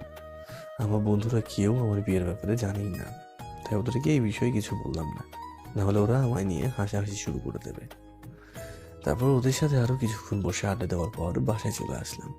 বাসায় এসে রুমে ঢুকে দেখি মায়া বিছানায় শুয়ে ফুপিয়ে ফুপিয়ে কান্না করছে। ওর কান্না করা দেখে কেন জানি বুকে এসে আঘাত লাগলো। এই সময় আমার মায়া কান্না করছে কেন? নাকি ওর আম্মুর কথা মনে পড়ছে সেজন্য কান্না করছে? দেখ, গিয়ে জিজ্ঞেস করি তোকে। তারপর আস্তে আস্তে মায়ের পাশে গিয়ে বসলাম। মায়া, কি হয়েছে? এইভাবে কান্না করছো কেন? আমি ওর মাথায় হাত দিয়ে বললাম। মায়া আমার আওয়াজ শুনে বিছানা থেকে ঝট করে উঠে পড়লো। তারপর আমার দিকে একবার তাকিয়ে হুট করে আমায় জড়িয়ে ধরল। বুঝলাম না এই সময় আবার ওর কি হলো, এতক্ষণ কান্না করলো, এখন আবার আমাকে জড়িয়ে ধরলো। এদিকে মায়া আমায় শক্ত করে জড়িয়ে ধরে কেঁদেই যাচ্ছে। আরে কি হয়েছে, কান্না করছো কেন? বলবা তো নাকি? মায়া কিছুই বলছে না, শুধু কেঁদেই যাচ্ছে। আরে চুপ করে আছো কেন, বলো, না হলে কিন্তু আমি চলে গেলাম। আপনি অনেক পচা, আপনি আমায় খালি কষ্ট দেন, আপনার সাথে কথা নেই। আরে বেশ ঠিক আছে, কিন্তু আমি করেছিটা কি সেটা তো বলবা। আপনি আমায় একা রেখে কোথায় গিয়েছিলেন? যাওয়ার আগে একবার বলেও তো গেলেন না। জানেন আমার কত চিন্তা হচ্ছিল আপনার জন্য। আরে পাগলি, আমি আবার কোথায় যাব? বাসায় বসে থাকতে ভালো লাগছিল না, তাই একটু বন্ধুদের সাথে আড্ডা দিতে চলে গেছিলাম। সরি, তোমায় বলে যেতে মনে ছিল না। আমি ওকে হালকা করে জড়িয়ে ধরে বললাম কথাটা। থাকবে কি করে? আমি আপনার কে হই যে আমায় বলে যাবেন? বললাম তো সরি, এমনটা হবে না, সত্যি। এ দেখো, আমি কানে ধরলাম। মনে থাকে যেন, আর পরের বার কোথাও গেলে আমায় বলে যাবেন কিন্তু। আচ্ছা বেশ, বলে যাব। অনেক কথা হয়েছে, এবার মায়াকে খাবারটা খাইয়ে দে তো। হঠাৎ আম্মু একটা খাবারের প্লেট হাতে নিয়ে রুমে ঢুকে কথাটা বললেন। মানে, এখনো তো খাওয়ার সময় হয়নি। আমার মেয়েটা যে তোর জন্য সারাদিন না খেয়ে বসে আছে, সেই খবর কি তুই রাখিস? কি, মায়া এখনো দুপুরের খাবার খায়নি? খাবে কি করে? ও কি নিজের হাতে খেতে পারে? তুই খাবার খেয়েই তো বাইরে চলে গেলি। মেয়েটা কথা তো একবারও ভাবলি না? আমি ছিলাম না তো কি হয়েছে, তুমি তোকে খাইয়ে দিতে পারতে। সে তো তোর হাতে ছাড়া খাবে না বলেই দিয়েছে আমায়, তাই তো এখন ওর জন্য খাবার নিয়ে আসলাম। এনে ধর, আর মেয়েটাকে খাইয়ে দে। সারাদিন ধরে না খেয়ে আছে, তোর হাতে খাবে বলে। আচ্ছা তুমি যাও, আমি ওকে খাইয়ে দিচ্ছি। আম্মুর কিছু না বলে রুম থেকে উঠে চলে গেলেন। তারপর আমি উঠে গিয়ে হাতটা ধুয়ে আবার মায়ের পাশে এসে বসে পড়লাম। এ নাও, হাঁ করো। আমি ওর মুখের সামনে এক লোকমা খাবার তুলে ধরে বললাম, তুইও খেয়ে নে কিছু। আচ্ছা তুমি খাবার টেবিলে রাখো, আমি ফ্রেশ হয়ে আসছি। আচ্ছা তাড়াতাড়ি আয়। তারপর রুমে এসে ফ্রেশ হয়ে মায়াকে বল নিচে চলে আসলাম। আচ্ছা তাড়াতাড়ি আয়। আমার তো এইখান ছাড়া ঘুমিয়ে আসে না, তাহলে ঘুমাবো কি করে? আমার বুকের দিকে চাই। আচ্ছা আসো, আমি ঘুম পাড়িয়ে দিচ্ছি। ঘুম পাড়িয়ে দেবেন মানে? আপনাকেও আমার সাথে ঘুমোতে হবে। আরে কিন্তু, না হলে কিন্তু আমি কান্না করব। উফ, কথায় কথায় কান্না করতে হয় নাকি? হ্যাঁ, তুমি ঘুমাও, আমি একটু পরে ঘুমাবো। আমি কিন্তু এখন আম্মুকে ডাক দিব। আর বুঝেছি, আর বলতে হবে না, আমি আসছি, একটু দাঁড়াও। জানি ওর কথা না শুনলে সত্যি আম্মুকে ডাক দিয়ে বসবে, তাই আর উপায় না পেয়ে ওকে বুকে নিয়ে ঘুমাতেই হলো। মায়াকে বুকে নিয়ে শুয়ে আছি আর ওর মাথায় হাত বুলিয়ে দিচ্ছে। একসময় মায়া ঘুমিয়ে পড়ল। প্রতিদিন ঘুমানোর সময় ওর এমন পাগলামিটা ধীরে ধীরে আমারও ভালো লাগতে শুরু করেছে। ওর প্রতি আমার জন্য একটা টান সৃষ্টি হয়ে আসছে। এরকম নানান কথা ভাবতে ভাবতে একসময় আমিও ঘুমিয়ে পড়লাম। এইভাবে কেটে গেল 2টো দিন। তো আজকে সকালে সবাই নাস্তার টেবিলে বসে নাস্তা করছি, এমন সময় আম্মু বললেন, তামিম, মায়ার তো এখনো পড়াশোনা কমপ্লিট হয়নি, তাই আমি ভাবছি মায়াকে আমাদের পাশের একটা কলেজে ভর্তি করিয়ে দিই। মায়াকেই জিজ্ঞেস করে দেখো, আমি খেতে খেতে বললাম। মায়া মামুনি, তুমি কি বলো? আপনার যেটা ভালো মনে হয় সেটাই করেন আম্মু। আচ্ছা, তাহলে কাল গিয়ে মায়াকে আমাদের পাশের কলেজে ভর্তি করিয়ে দিবি। আচ্ছা। তারপর নাস্তা শেষ করে রুমে এসে রেডি হয়ে অফিসে চলে এলাম। সারাদিন অফিস শেষে রাতে বাসায় ফিরলাম। এসে দেখি মায়া এখনও খায়নি। আমাকে ছাড়া মায়া একা খায় ওরা, কারণ আমায় ওকে প্রতিদিন নিজের হাতে করে খাইয়ে দিতে হয়। তো খাওয়া দাওয়া শেষ করে দুজনে ঘুমিয়ে পড়লাম। পরের দিন সকালবেলা ঘুম থেকে উঠে নাস্তা করে মায়াকে নিয়ে আমাদের পাশের একটা কলেজে চলে এলাম। এই কলেজে আমিও পড়েছিলাম, তাই কলেজের প্রিন্সিপাল আমাকে ভালো মতোই চেনেন। তো ওনার সাথে মায়ের ব্যাপারে কথা বলে মায়াকে কলেজে ভর্তি করিয়ে দিলাম। মায়া এবার ইন্টার 2য় বর্ষে উঠেছে, কিন্তু মায়ের বাবা মারা যাওয়ার টাকা অভাবে আর ঠিক মতো পড়াশোনা হয়ে ওঠেনি ওর। তো মায়াকে ভর্তি করিয়ে ওর ক্লাস নিয়ে ওকে নিয়ে বাসায় চলে আসলাম। মায়াকে বাসায় নামিয়ে দিয়ে আমি আবারও অফিস চলে এলাম। সারাদিন অফিস করে রাতে বাসায় ফিরলাম। তারপর খাবার খেয়ে ঘুমিয়ে পড়লাম। সকালবেলা ঘুম থেকে উঠে ফ্রেশ হয়ে নাস্তা শেষ করে অফিসে যাওয়ার জন্য রেডি হচ্ছে, এমন সময় মায়া রুমে এসে আমার সামনে দাঁড়ালো। কি কিছু বলবা? বলো, কি বলবা? আপনি অফিস যাওয়ার সময় আমাকে কলেজে নামিয়ে দেবেন প্লিজ। আসলে একা একা যেতে কেমন যেন লাগছে। আচ্ছা, তুমি গিয়ে রেডি হয়ে আসো। জানিও একা একা যেতে পারবে না, তাই না করলাম না। Thank you. বলে আমার গালে একটা কিস করে দৌড়ি পালিয়ে গেল। আমি খালি কিছুক্ষণ মুচকি মুচকি হাসলাম। কিছুক্ষণ পর মায়া রেডি হয়ে আসলো। তারপর ওকে সাথে নিয়ে গাড়ি বের করে বাসা থেকে বের হয়ে আসলাম। কিছুক্ষণ পর ওর কলেজের সামনে এসে গাড়ি থামালাম। কলেজ ছুটি হলে আমায় এবার নিতে আসবেন তো? ওকে, আসবো। এখন যাও, ক্লাসে যাও। মায়ের কিছু না বলে চুপচাপ ক্লাসে চলে গেল। তারপর আমিও গাড়ি স্টার্ট দিয়ে অফিসে চলে এলাম। বিকেলবেলা ম্যানেজারকে বলে মায়ের কলেজে চলে আসলাম। কিছুক্ষণ দাঁড়িয়ে থাকার পর মায়া কিছু মেয়েদের সাথে নিয়ে বের হয়ে আসলো। তারপর ওদের সবাইকে বিদায় দিয়ে গাড়িতে এসে বসলো। ওরা কারা ছিল? আমার নতুন ফ্রেন্ড। আর কিছু না বলে গাড়ি স্টার্ট দিয়ে সোজা বাসায় চলে আসলাম। এইভাবে কেটে গেল আরো কিছুদিন। এখন আমার অফিসে আর মায়ের কলেজেই দিনটা কেটে যায়। তো আজকে বিকালবেলা মায়াকে আনতে গাড়ি নিয়ে ওর কলেজে চলে এলাম। কলেজে এসে দেখি যে মায়াকে কিছু ছেলে বিরক্ত করছে। মায়া ভার্সিটির ভিতরে একা দাঁড়িয়ে আছে, আর ছেলেগুলো মায়াকে টিজ করছে। মালটা তো একদম জোস, কলেজে নতুন মনে হচ্ছে। ও ভাই, আর ফিগারটাও সেই। পাশ থেকে অন্য একটা ছেলে বলল কথাটা। ওদের এমন কথা শুনে মিনিটের মধ্যেই মাথাটা গরম হয়ে গেল। আর থাকতে পারলাম না, গাড়ি থেকে নেমে সোজা ওদের পাশে গিয়ে দাঁড়ালাম। এখানে হচ্ছেটা কি? হ্যাঁ, ওই তুই কে বেজে? তোকে যে বলতে হবে। একটা ছেলে আমার কাছে এসে ধাক্কা দিয়ে বলল কথাটা। দেখবি আমি কে? দাঁড়া, দেখাচ্ছি। কথাটা বলে আশেপাশে তাকিয়ে দেখি মাটিতে একটা মোটা লাঠি পড়ে আছে। তারপর এটা হাতে নিয়ে ওদের কাছে গিয়ে লাঠি দিয়ে সব কটাকে এলো পাথাড়ি মারতে শুরু করলাম। মারতে মারতে একসময় ওরা সবাই আধমরা হয়ে মাটিতে পড়ে গেল। তারপর সবাই আমার পা ধরে মাপ চাইতে লাগলো। ভাই প্লিজ আমাদের মাফ করে দেন, আমাদের ভুল হয়ে গেছে, আর এমন হবে না। যার সাথে বেয়াদপি করেছিস মাপটা তার কাছে গিয়েই চা।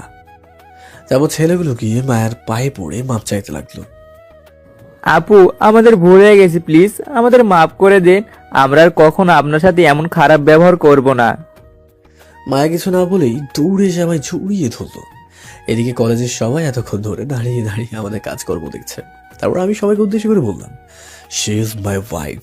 ওর সাথে যদি কলেজের কোনো ছেলে খারাপ ব্যবহার করে তাহলে ওদেরকেও এদের মতো অবস্থা করে ছাড়বো।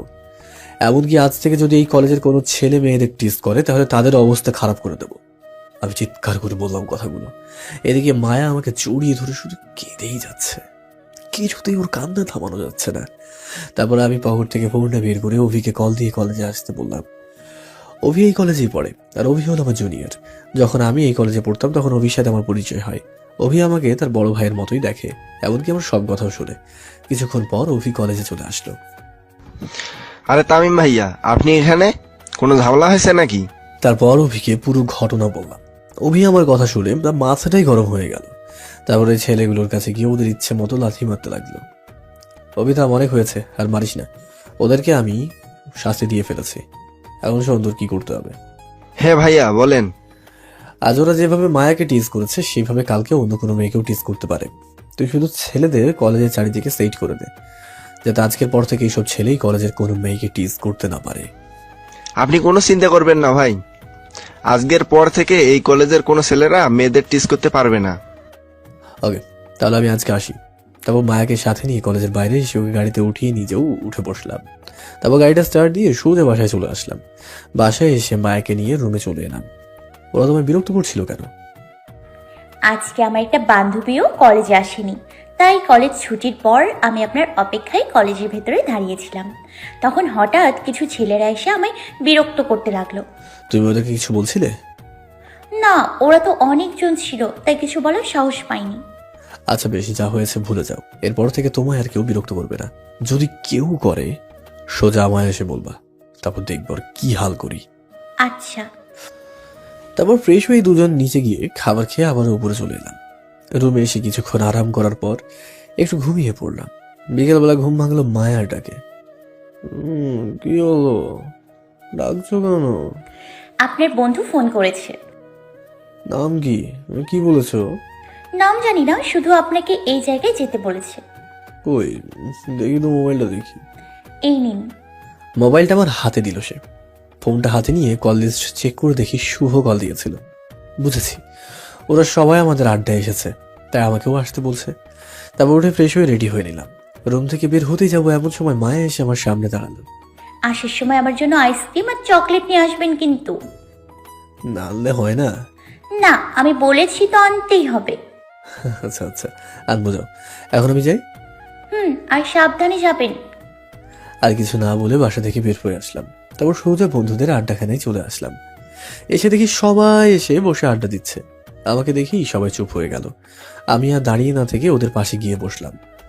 কিরে, তোর যখন ফোন দিলাম তখন একটা মেয়ে ফোন ধরলো। মেয়েটা কে রে? তোদের ভাবি, মানে আমার বউ। হায় হায়, কি বলে ফেললাম আমি? এখন তো ওরা সবাই আমারে খাইছে। কি, তুই বিয়ে করছিস অথচ আমরা কেউ জানি না? মামা তলে তলে এত দূর? না মানে আসলে ওই, সত্যি করে বল, ঘটনাটা কি? জানি না, বলে উপায় নেই, তাই বাধ্য হয়ে ওদের সবকিছু বলেই দিলাম। আমার কথা শুনে সবাই আমার দিকে চোখ বড় বড় করে তাকিয়ে আছে। এইবার তাকানো কি আছে, বিয়েই তো করেছি, কোনো মেয়েকে নিয়ে তো আর পালিয়ে আসিনি। বুঝলাম, তা আমাদের টিট কই? ট্রিট তো ফকিন্নিরা নাই, তোর কি ফকিন্নি নাকি? এসব বলে বাঁচতে পারবি না। বিয়েতে দাওয়াত দিস, না হলে সেটার জন্য এখানে আমাদের খাওয়াবি। ভাই আমার কাছে এত টাকা নেই ভাই। সমস্যা নেই, মামা তো আছেনি। আচ্ছা ভাই, তোরা যা খাবার খেয়ে নে, বিল আমি দিয়ে দেবো। জানি ওদের থেকে আর বাঁচতে পারবো না। তারপর সব কটা মামার দোকান থেকে ইচ্ছে মতো খেতে লাগলো। মনে হয় আজ আমাদের ফকির করবার নিয়ত করেছে। ওদের খাওয়া শেষ হলে আরো কিছুক্ষণ ওদের সাথে আড্ডা দিয়ে সবাইকে বিদায় জানিয়ে ওইখান থেকে চলে আসলাম। তারপর মায়ার জন্য আইসক্রিম আর কিছু চকলেট নিয়ে বাসায় চলে আসলাম। বাসায় এসে রুমে ঢুকে দেখি মায়া তো রুমে নেই। ভালোই হলো, তাহলে ওকে সারপ্রাইজটা দেওয়া যাবে। রুমে একা একা বসে আছি, এমন সময় মায়ার রুমে এসে ঢুকলো। আবার রুমে দেখি আমার পাশে এসে বসে পড়লো।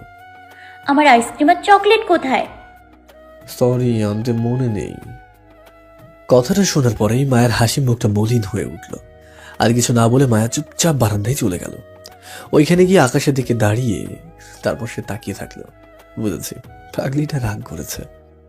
যাই গিয়ে আগেও রাগটা ভাঙিয়ে আসি, না হলে রাগ আরো বেড়ে যেতে পারে। তারপর উঠে বারান্দায় এসে মায়াকে পিছন থেকে জড়িয়ে ধরলাম। আমার শুরুতে মায়া প্রথমে একটু কেঁপে উঠলো, তারপর স্বাভাবিক হয়ে নিজেকে আমার থেকে ছাড়ানোর চেষ্টা করতে লাগলো। ছাড়ুন আমায়। না, ছাড়বো না। আমার পাগলিটা বুঝি আমার উপর রাগ করেছে। আমি কারোর উপর রাগ করিনি, আর আমি কারোর পাগলিও না। বুঝেছি, এইভাবে হবে না। তাই মায়াকে নিজের কোলে তুলে নিলাম। তারপর ওকে রুমে নিয়ে এসে বিছানায় বসিয়ে দিলাম। এরপর ওর জন্য আনা আইসক্রিম আর চকলেট ওর হাতে দিয়ে দিলাম। এই নাও, তুমি যা যা বলেছো সব এনেছি, এখন খুশি? মায়া প্রথমে রাগ দেখালো, পরে যখন দেখলো সামনে আইসক্রিম আর চকলেট তখন খুশিতে হয় জড়িয়ে ধরে গালে একটা কিস করে বসলো। তাহলে পাগলিটা রাগ ভেঙেছে? হ্যাঁ, এনেছেন যখন, তাহলে আগে মিথ্যে বললেন কেন? ওইটা তো তোমার সাথে একটু মজা করছিলাম। আমি দেখতে চেয়েছিলাম তখন তুমি কেমন রিয়াক্ট করো। না, আপনি আমায় কষ্ট দেওয়ার জন্য এমন করেছেন। আপনার তো আমাকে কষ্ট দিতে ভালো লাগে। আরে বাবা, আমি সত্যি তোমার সাথে একটু মজা করেছিলাম। যাই, আর কখনো এমন করবো না। এখন খুশি তো? কেন করবেন না, আরো বেশি করে করবেন। আপনার এমন কাজে আমি প্রথমে কষ্ট পেলেও পরে আইসক্রিম আর চকলেট দেখে অনেক খুশি হয়েছি, যা বলে বোঝাতে পারবো না। আমি চাই আপনি প্রতিদিন এইভাবে মজা করে পরে আবার আমার রাগ ভাঙাবেন। পাগলি কোথাকার। শুধু আপনার। হয়েছে হয়েছে, এখন আগে আইসক্রিমটা খেয়ে নাও, নাহলে গলে যাবে তো। আপনি খাবেন না? না না, আমার এসব ভালো লাগে না। ভালো লাগে না নাকি অন্য কোনো মতলব আছে? অন্য মতলব মানে? মানে হলো ওই দিন পার্কে যেভাবে আইসক্রিম খেয়েছিলেন সেইভাবে খাওয়ার ইচ্ছে আছে নাকি? কি বলো এসব? কিছুই তো বুঝতে পারছি না। আচ্ছা দাঁড়ান, আমি বুঝিয়ে দিচ্ছি। কথাটা বলে মায়া একটু আইসক্রিম ওর ঠোঁটের চারপাশে লাগিয়ে দিল। তারপর ধীরে ধীরে আমার দিকে এগিয়ে আসতে লাগলো। না না, আমি বুঝে গেছি, আর বোঝাতে হবে না। বুঝেছেন যখন তাহলে কাজটা শেষ করে নি। না না, থাক, দরকার নেই। আইসক্রিমটা তাড়াতাড়ি খেয়ে নাও। আচ্ছা। তারপর মায়া বসে বসে আইসক্রিমটা খেতে লাগলো। কি আর বলবো, একেবারে ছোট বাচ্চাদের মতো করে খাচ্ছে। ওর খাওয়া দেখে আমারই অনেক হাসি পাচ্ছে। আইসক্রিম একেবারে মুখে চারপাশে লাগিয়ে ফেলেছে, কিছু বলছে না, যদি আবার ওই দিনের মতো কিস করে বসে। কিছুক্ষণ পর মায়ের আইসক্রিম খাওয়া শেষ হলে চকলেটের প্যাকেট থেকে চকলেট খেতে শুরু করলো। এরই মধ্যে আম্মু এসে আমাদের খাবারের জন্য ডাক দিয়ে গেলেন। চকলেট পরে খাবো, এখন খেতে চলো। আচ্ছা চলেন। তারপর মায়াকে সাথে নিয়ে নিচে চলে আসলাম। মামনি, তোমার পড়াশোনা কেমন চলছে? ভালোই আম্মু। কলেজে তোমার কোনো অসুবিধা হচ্ছে না তো? মায়া চুপ করে আমার দিকে তাকিয়ে আছে। আমিও ওকে ইশারায় ভালোই চলছে বলতে বললাম। না আম্মু, অসুবিধা হবে কেন? আমার তো কলেজে ভালোই লাগছে, আর কলেজে আমার অনেক ফ্রেন্ডও আছে। বাহ, আমার মেয়েটা তো অনেক ভালো, নতুন কলেজে গিয়ে নতুন ফ্রেন্ড বানিয়ে ফেলেছে। আম্মুর মায়া কথা বলছে আর আমি বসে বসে খাচ্ছি। খাওয়া শেষ হলে মায়াকে খাইয়ে দিয়ে আমি আমার রুমে চলে আসলাম। রুমে বসে বসে ল্যাপটপ নিয়ে অফিসের কিছু কাজ করছি। এমন সময় মায়া রুমে আসলো, এসে আমার পাশে বসে পড়লো। কি করছেন? দেখছো না কি করছি? আমি কাজ করতে করতে বললাম। অনেকক্ষণ ধরে তো কাজ করলেন, এখন একটু আমার সাথে ছাদে আসবেন প্লিজ? কেন? না মানে আজ আকাশে অনেক সুন্দর চাঁদ উঠেছে, আর আমার চাঁদ দেখতে খুব ভালো লাগে। প্লিজ চলেন না, ছাদে গিয়ে চাঁদ দেখে আসি। না, এখন যেতে পারবো না, অনেক কাজ আছে আমার। কাজ পরেও করতে পারবেন, এখন আমার সাথে ছাদে চলেন। কথাটা বলে আমার হাত থেকে ল্যাপটপটা কেড়ে নিয়ে বন্ধ করে দিল। কাজগুলো আজকে কমপ্লিট করতে হবে, কিন্তু মায়া হুট করে এইভাবে ল্যাপটপটা কেড়ে নিয়ে বন্ধ করে দেওয়ায় মাথা গরম হয়ে গেল। আর আগের মাথায় সাথে সাথে মায়ের গালে ঠাস করে একটা চড় বসিয়ে দিলাম। চড় খেয়ে গালে হাত দিয়ে আমার দিকে অসহায় দৃষ্টিতে তাকিয়ে আছে। হয়তো ভাবেনি যে আমি তাকে চড় মারবো। আপনি আমার চড় মারলেন? তোমার সাহসী করে হয় আমার হাত থেকে ল্যাপটপটা কেড়ে নেওয়ার? দেখতে পাচ্ছ না আমি এখন কাজ করছি? মায়া ধমক শুনে সাথে সাথে কান্না শুরু করে দিল। ওর কান্না দেখে মুহূর্তের মধ্যেই ওর জন্য মনে মায়া হতে লাগলো। আমি কি করলাম? আমি মায়াকে চড় মারলাম? মায়া, সরি মায়া, আমার ভুল হয়ে গেছে। বিশ্বাস করো, বিশ্বাস করো, আমি তোমার ইচ্ছে করে চড় মারিনি তো। আসলে রাগের মাথায় তখন জ্বর মেরে ফেলেছি, প্লিজ আমায় মাফ করে দাও। মায়া কিচ্ছু বলছে না, শুধু কেঁদেই যাচ্ছে। কিছুতেই ওর কান্না থামানো যাচ্ছে না। এদিকে মায়ার কান্নার আওয়াজ শুনে হঠাৎ আম্মু রুমে এসে ঢুকলেন। কি হয়েছে মামনি, তুমি কান্না করছো কেন? কি হয়েছে তোমার, বলো আমায়। কিছু না। কথাটা বলেই আম্মুকে জড়িয়ে ধরে কান্না করতে লাগলো। আরে কি হয়েছে মামনি, এইভাবে কান্না করছো কেন? আম্মুকে বলো। কি রে, ও কান্না করছে কেন? না মানে আসলে, তারপর আম্মুকে সব বললাম। তোকে ওর গায়ে হাত তোলার সাহস কে দিয়েছে? আম্মু বিশ্বাস করো, আমি ওকে। চুপ, আর একটাও কথা শুনতে চাই না আমি। ও ছোট মানুষ, এত কিছু বোঝে, তাই বলে তুই ওকে এইভাবে মারতে পারলি? কিন্তু আমি আর কিচ্ছু শুনতে চাই না। চলো মামনি, তুমি আমার রুমে চলো। কথাটা বলে আম্মু মায়াকে নিয়ে রুম থেকে চলে গেলেন। কি বললাম এটা আমি? কিভাবে ওকে চড় মারতে পারলাম? আম্মু তো ঠিকই বলেছেন, ও ছোট মানুষ, এত কি বোঝে নাকি? না, আমার এভাবে ওকে মারাটা ঠিক হয়ে ওঠেনি। এদিকে আম্মু মায়াকে নিয়ে ওনার রুমে চলে আসলেন। মায়া এখনো আম্মুকে জড়িয়ে ধরে কেঁদেই যাচ্ছে, কিছুতেই ওর কান্নাটা থামানোই যাচ্ছে না। হ্যাঁ মামনি, বিছানায় এসে বস। ইস, গালে একেবারে দাগ বসিয়ে দিয়েছে শয়তানটা। তুমি বসো, আমি তোমার জন্য মলম নিয়ে আসছি। বলেই আম্মু উঠে আলমারি থেকে একটা মলম বের করে নিয়ে আসলেন। তারপর মায়ের কাছে গিয়ে একটু মলম বের করে ওর গালে লাগিয়ে দিলেন। এখনো ব্যথা করছে বুঝি? চিন্তা করো না, মলম লাগিয়ে দিয়েছি, ব্যথা কমে যাবে। এখন চুপচাপ বিছানায় গিয়ে শুয়ে পড়ো তো। কোথায়? কেন, এইখানে। কিন্তু আমার তো ওনাকে ছাড়া ঘুম আসে না, আর উনি প্রতিদিন ঘুমানোর সময় আমায় জড়িয়ে ধরে বুকে নিয়ে ঘুমান, আর ঘুম আসার জন্য আমার মাথায় হাত বুলিয়েও দেন। চুপচাপ এইখানে ঘুমাও, ওর কাছে আর যাওয়া লাগবে না। আজকে আমি তোমার মাথায় হাত বুলিয়ে দিব, তাহলে তো হবে নাকি? কিন্তু আমি কি বলেছি শুনতে পাও নাই? আর কিছু না বলে বিছানায় গিয়ে চুপচাপ ঘুমিয়ে পড়লাম। তারপর আম্মু মায়ের মাথায় পাশে বসে ওর মাথায় হাত বুলিয়ে দিতে লাগলেন। কিন্তু মায়ের তো আমাকে ছাড়া কিছুতেই ঘুম আসছে না। কি করবে, এতদিনের অভ্যেস, এত তাড়াতাড়ি কি ভোলা যায়? আম্মু মায়ের মাথায় হাত বুলিয়ে দিতে দিতে একসময় মায়া ঘুমিয়ে পড়লো।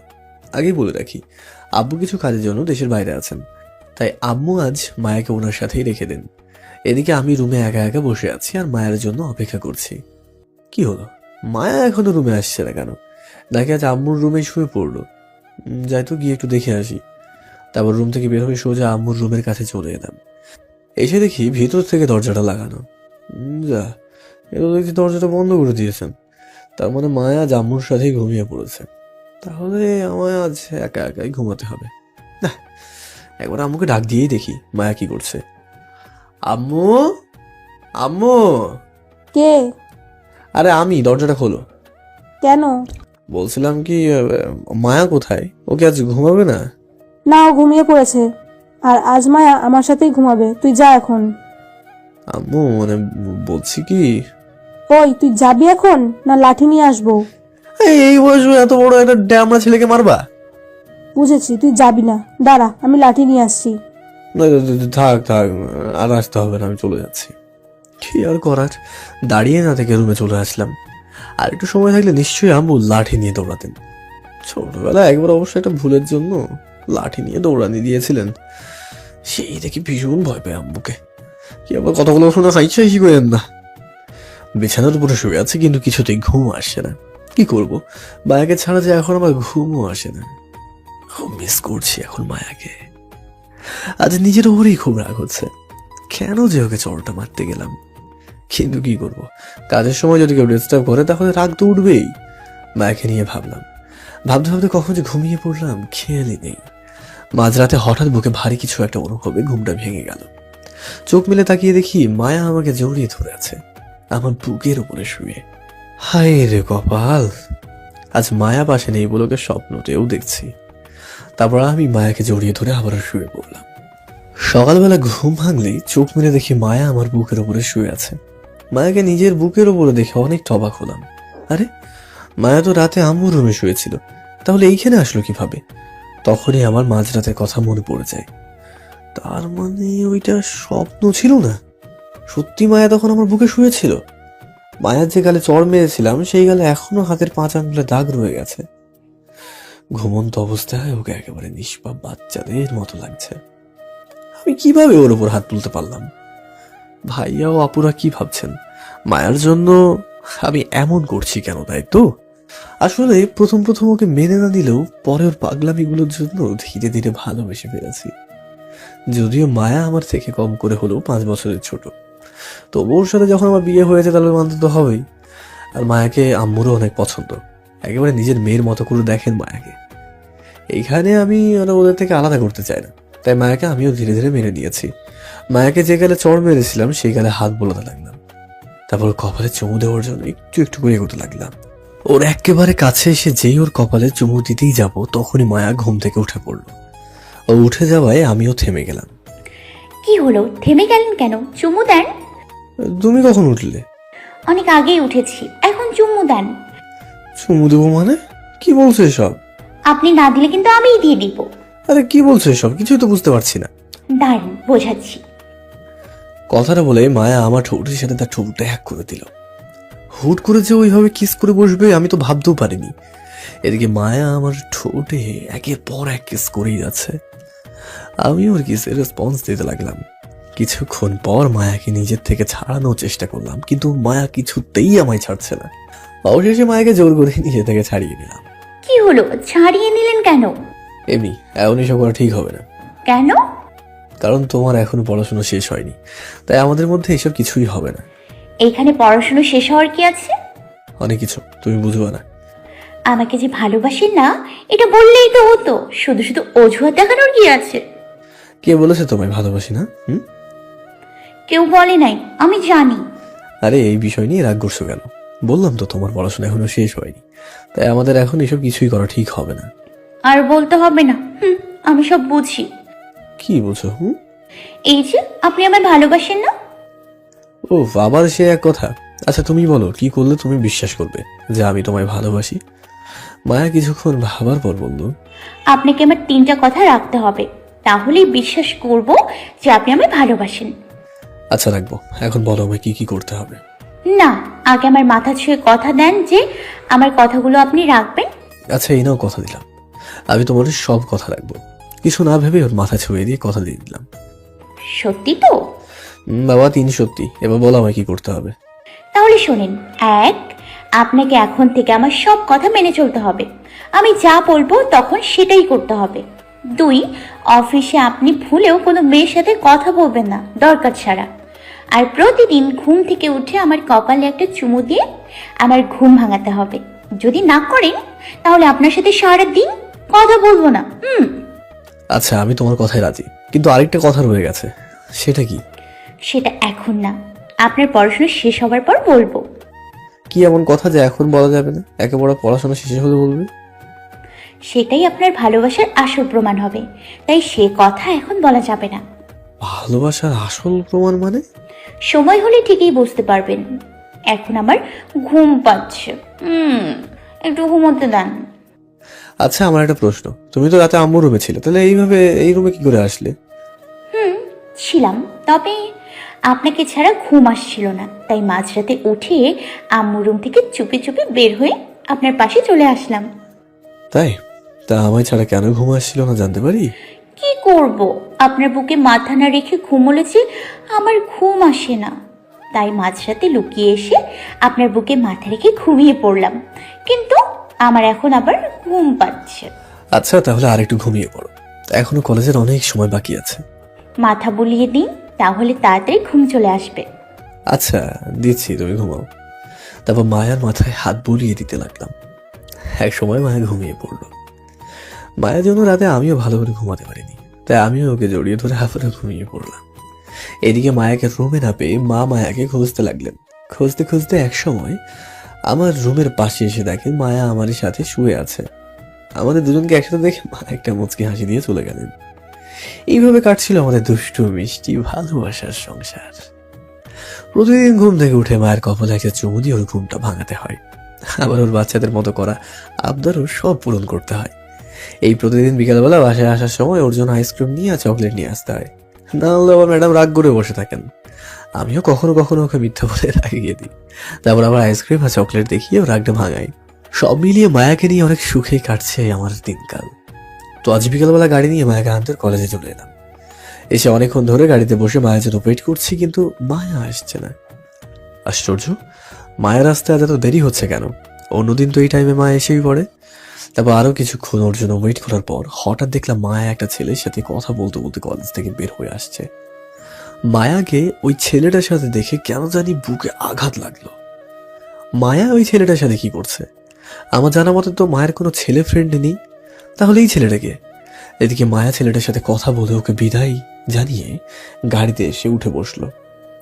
ছেলেটাকে ছিল জানি না কে, কলেজ ছুটির পর আমার কাছে এসে গতকালকের নোট চাইলো। সে নাকি গতকাল কলেজে আসেনি, তাই ওকে গতকালের নোট দিলাম।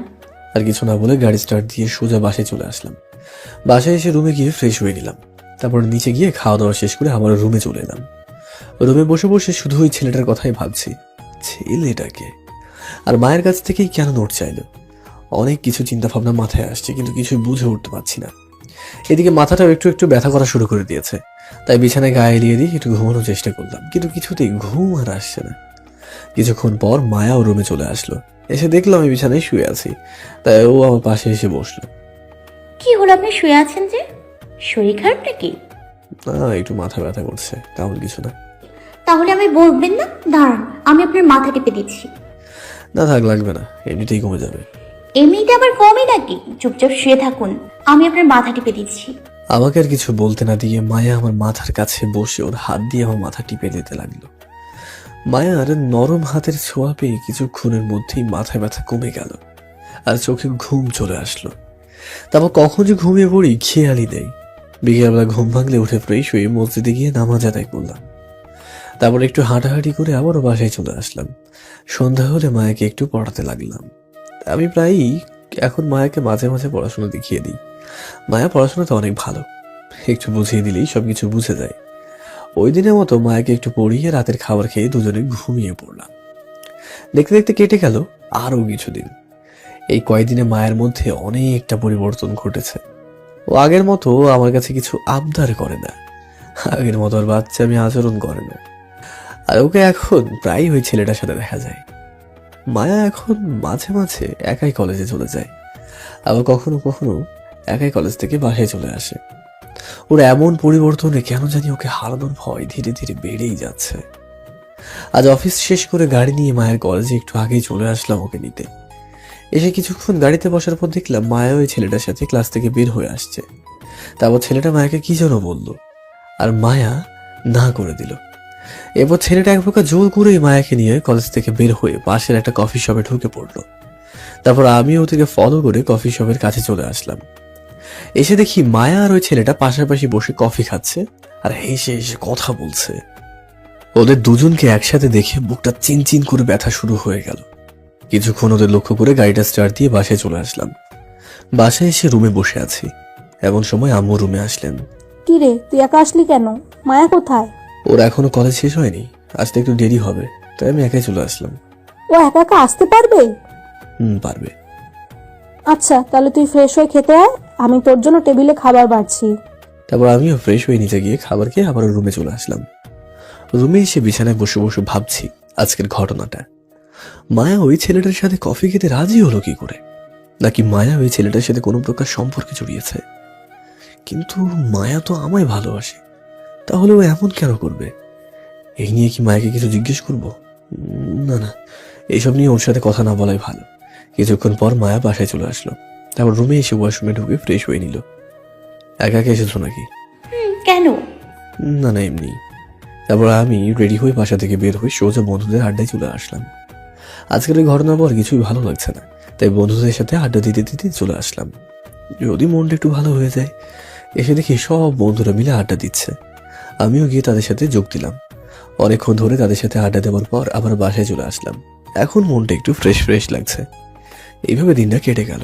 পরের দিন সকালে ঘুম থেকে উঠে ফ্রেশ হয়ে নাস্তা করে নিলাম। তারপর মায়াকে কলেজে নামিয়ে দিয়ে আমি অফিসে চলে আসলাম। অফিসে এসে সারাদিন কাজের মধ্যেই দিনটা কেটে গেল। দুপুরবেলা লাঞ্চ টাইমে আবারও মায়ের কথা মনে পড়ে গেল। মায়া এখন কি করছে? ওই ছেলেটার সাথে ঘোরাঘুরি করছে না তো? দেখি তো একটু অভিকে ফোন করে কিছু জানা যায় কিনা। তারপর ফোনটা বের করে অভির নাম্বারে কল দিলাম। কিছুক্ষণ রিং হওয়ার পর অভি কলটাও রিসিভ করলো। ভাই, হঠাৎ করে কল দিলেন যে, কোনো সমস্যা হয়েছে নাকি আবার? আরে না, এমনি একটা দরকারে ফোন দিয়েছিলাম। কি দরকার ভাই, বলেন। আগে বল, তুই এখন কোথায় আছিস? এই তো কলেজে আছি। কেন? আচ্ছা, তুই একটু দেখ তো মায়া এখন কি করছে। 1 মিনিট ভাই, আমি ওনাকে দেখে এসে ফোন দিচ্ছি। কিছুক্ষণ পর আবার অভির নাম্বার থেকে কল আসলো। ভাই, মায়া ভাবি তো একটা ছেলের সাথে ক্লাসে বসে গল্প করছে। আচ্ছা, মায়া যে ছেলেটার সাথে এসে বসে আছে, ওই ছেলেটাকে তুই চিনিস?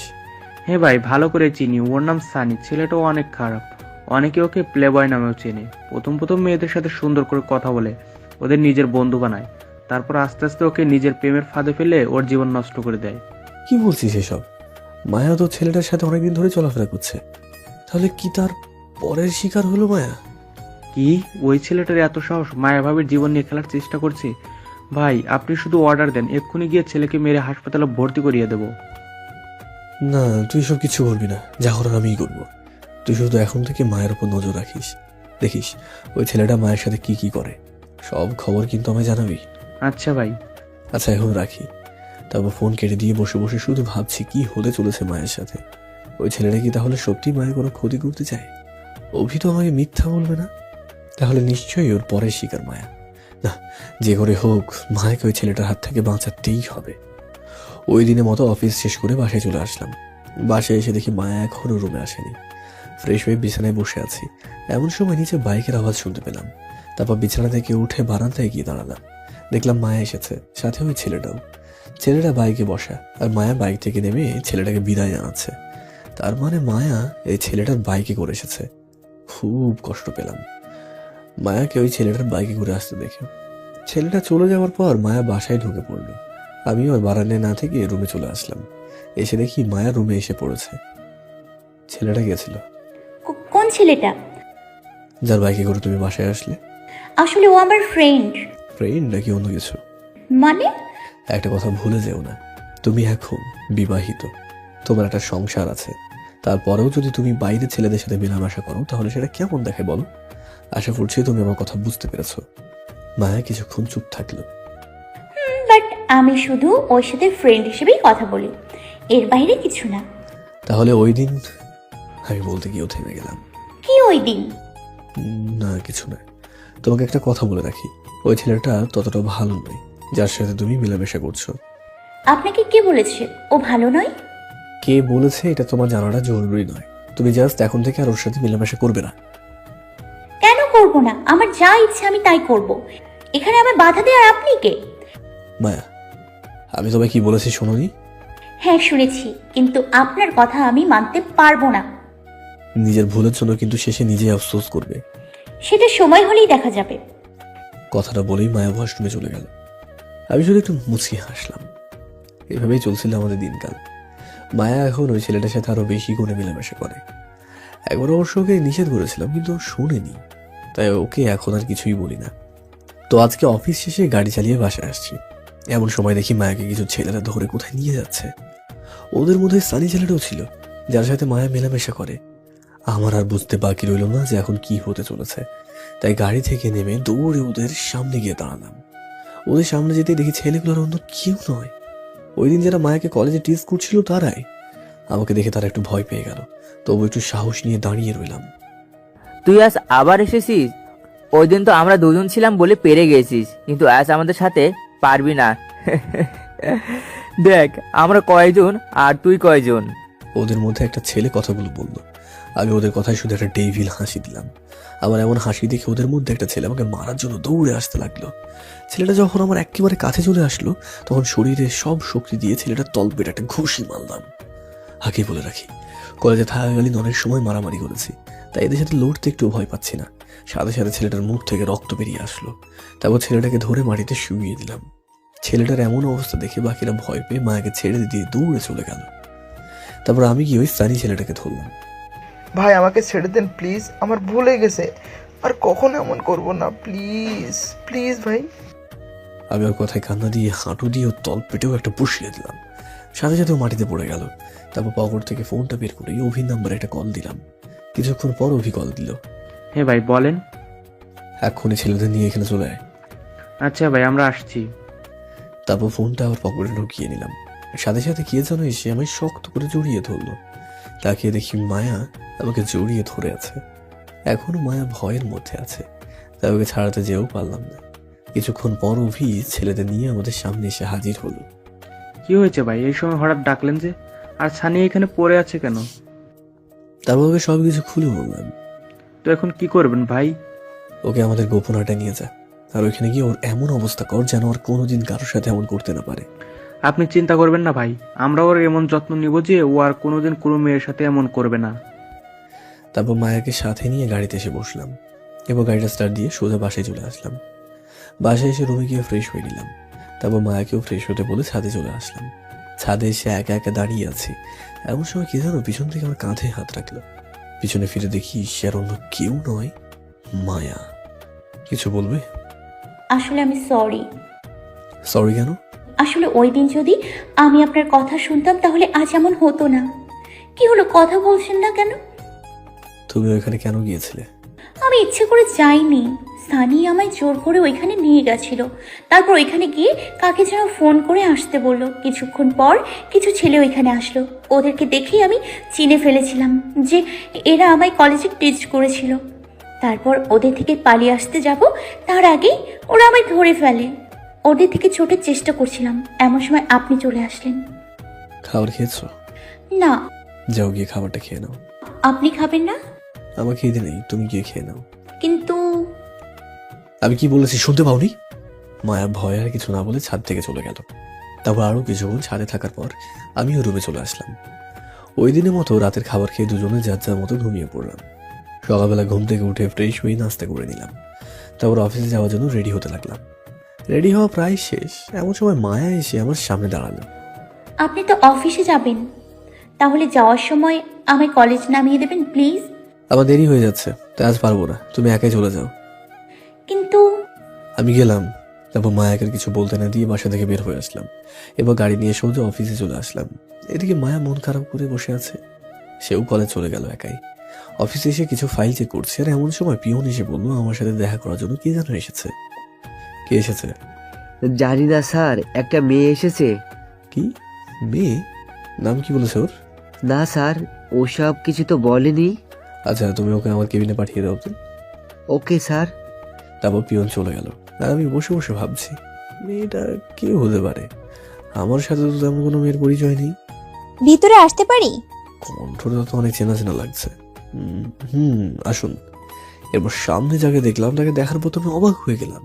ইরা, তুই? কেন, অন্য কাউকে আশা করছিলে বুঝি? না তা নয়, কিন্তু এত বছর পর এইভাবে আমাদের দেখা হবে আমি ভাবতে পারিনি। তা এত বছর কোথায় ছিলি? একটা ফোনও করলি না আমায়। আমি তো বিদেশে ছিলাম, পড়াশোনা শেষ করে গতকাল দেশে আসলাম। আর তোমার ফোন নাম্বার থাকলে তো ফোন দিব। ও, তাহলে এখন আমার অফিসের ঠিকানা পেলি কই? আর বলিস না, অনেক খোঁজাখুঁজির পর হঠাৎ তোদের অফিসের কার্ড পেয়ে যাই। তারপর সেই অনুযায়ী তোকে খুঁজতে খুঁজতে এখানে চলে এলাম। ও আচ্ছা, তো বল কি খাবি, চা না কফি? এই গরমে কোল্ড কফি হলে ভালো হয়। তোর এই কোল্ড কফি খাওয়ার অভ্যাসটা আর কেন না? তাহলে পিয়নকে ডেকে দুজনের জন্য 2টা কোল্ড কফি দিতে বললাম। আপনারা হয়তো ভাবছেন এই ইরাটা আবার কে, তাই তো? তাহলে ওর সম্পর্কে আপনাদের একটু বলি। ইরা আমার কলেজ লাইফের ফ্রেন্ড। অবশ্য ফ্রেন্ড নয়, বেস্ট ফ্রেন্ড। কলেজের প্রথম থেকে ইরার সাথে আমার পরিচয়। তারপর ওর সাথে ধীরে ধীরে আমার বন্ধুত্ব হলো। কলেজের পড়াশোনা শেষ করে ইরা হুট করে কাউকে না জানিয়েই বিদেশ চলে যায় পড়াশোনার জন্য। বাকিটা গল্পে বুঝতে পারবেন। এখন গল্পেতে ফিরি। ইরা আর আমি দুজনে বসে বসে গল্প করছি। এমন সময় পিয়ন এসে আমাদের দুজনকে কফি দিয়ে গেল। তা তোর কি খবর, বিয়ে টিয়ে করিসনি এখনো? করেছি। রিয়েলি? তা কবে করলি? আমাদের তো দাওয়াত দিলি না। এই 1 মাস হবে, তখন তো তুই দেশে ছিলি না। ইস, তোর বিয়েটা মিস করলাম, বাট সমস্যা নেই, বাসায় গিয়ে একদিন তোর বিয়ের দাওয়াতটা খেয়ে আসবো। বাসায় এখন আর দাওয়াত খাওয়ার পরিবেশ নেই। মানে? না কিছু না। দেখ, আমি তোর বেস্ট ফ্রেন্ড, আর আমার কিন্তু সব সময় একে অন্যের সাথে শেয়ার করেছি। সো তুই আমাকে তোর বেস্ট ফ্রেন্ড ভেবে থাকলে কথাটা বলতে পারিস। ভেবে দেখলাম ওকে মায়ের বিষয়টা বলাই উচিত, যদি কোনো হেল্প করতে পারে। আচ্ছা তাহলে শোন। তারপর ইরাকে মায়ের সব ঘটনা বললাম। এখন বল আমার কি করা উচিত। ইরা কিছুক্ষণ কি যেন ভাবলো, তারপর বলল, দেখ, কোনো ছেলে বা মেয়ে চাইবে না যে তার ভালোবাসার মানুষটা অন্য কারোর সাথে মেলামেশা করুক। মায়ার সাথে ওই ঘটনা ঘটে যাওয়ার পর আমি শিওর মায়া এখন সব সময় তোর কাছে আসতে চাইবে, কিন্তু তুই ওকে সব সময় এড়িয়ে চলবি। কিন্তু কেন? আমার পুরো কথাটা শুনবি তো আগে? আচ্ছা বল। শোন, মেয়েরা সবচেয়ে দুর্বল থাকে 2 জিনিসের প্রতি। সেটা কি কি? 1, ওদের ভালোবাসার মানুষের অবহেলা একদম সহ্য করতে পারে না। 2, ওরা ওদের ভালোবাসার মানুষের সাথে অন্য কাউকে দেখতে পারে না, মানে কোনো মেয়েকে ওর সাথে দেখতে পারে না। আর তুই ঠিক এই সবই মায়ের সাথে করবি। যদি ও তোকে সত্যি ভালোবাসে থাকে, তাহলে ও তোর থেকে পাওয়া অবহেলা সহ্য করতে পারবে না, আর কোনো মেয়েকেও তোর সাথে দেখতে পারবে না। ওকে এড়িয়ে চলতে হবে, এটা বুঝলাম, কিন্তু এইখানে মেয়ে পাবো কোথায়?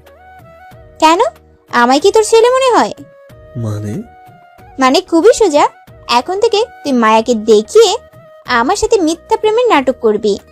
যদি এতে মায়া জেলাস ফিল করে, তো বুঝবি মায়া তোকে সত্যি ভালোবাসে। হোয়াট? কি বলছিস এসব? মাথা ঠিক আছে তো? না না, আমি এসব পারবো না। তুই কি মায়াকে ওর কাজের জন্য শাস্তি দিতে চাস? দিতে তো চায় যাতে সে বুঝতে পারে তখন আমি কতটা কষ্ট পেয়েছিলাম। তো মায়া যদি একটা ছেলের সাথে ফ্রেন্ড হয়ে এত কিছু করতে পারে, তাহলে তুই কেন পারবি না? আর আমরা তো একে অপরের সাথে প্রেমের নাটক করব, আর কিছু না। কিন্তু দেখ, আমি তোকে জোর করব না, বাট তুই মায়ার ব্যাপারে আমায় যা যা বলেছিস তা শুনে আমার মনে হয় মায়াকে এর জন্য একটা শাস্তি পাওয়া উচিত। বাকিটা তুই ভেবে দেখ। ভাবলাম এটা ঠিকই কথাই বলছে। মায়া আমার সাথে যা যা করেছে ওর জন্য ওকে এতটুকু শাস্তি তো পেতেই হবে। তাহলে বুঝবে তখন আমি কতটা কষ্ট পেয়েছিলাম। এরা শুধু আমার উত্তরের আশায় বসে আছে। আচ্ছা বেশ, ঠিক আছে, আমি রাজি। এই তো হয়ে গেল। আচ্ছা এখন শোন, তোকে কি কি করতে হবে। তারপর এরা আমার কানে কানে সব বুঝিয়ে দিল। আপনারা যদি আবার শুনে ফেলেন তাই কানে কানে বলল, তুই শিওর একদম? কোনো সন্দেহ? না, তবে আমার কেমন জানি লাগছে। ওকে, তাহলে বাদ দে, করতে হবে না। এই না না, আমি করবো। রাগ করছিস কেন তুই? আচ্ছা তাহলে আজ আমি আসি, কাল দেখা হবে। ওকে বাবু। কি? আরে এখন থেকে প্র্যাকটিস করছি আর কি। ওকে, তো কাল কি কি করতে হবে মনে থাকে যেন। ওকে। এরপর এরা চলে গেল আর আমি বসে বসে মায়ের কথা ভাবছি। অনেক কষ্ট পেয়েছি মায়ের কাছ থেকে। আর না, এখন থেকে মায়াকে আমার দেওয়া কষ্ট সহ্য করতে হবে। ওই দিনের মতো অফিস শেষে বাসায় চলে আসলাম। বাসায় এসে ফ্রেশ হয়ে নিচে গিয়ে খাবার খেয়ে আবার রুমে চলে আসলাম। রুমে এসে বিছানায় বসে রেস্ট নিচ্ছি। এমন সময় মায়া এসে রুমে ঢুকলো। তারপর ওয়াশরুমে গিয়ে ফ্রেশ হয়ে বের হলো। আমি আর ওর সাথে কথা না বলে অফিসে কিছু ফাইল বের করে চেক করতে লাগলাম। অনেকক্ষণ ধরে কাজ করার পর নামাজের সময় হয়ে গেল। তারপর ফাইলগুলো রেখে মসজিদে গিয়ে নামাজ আদায় করলাম।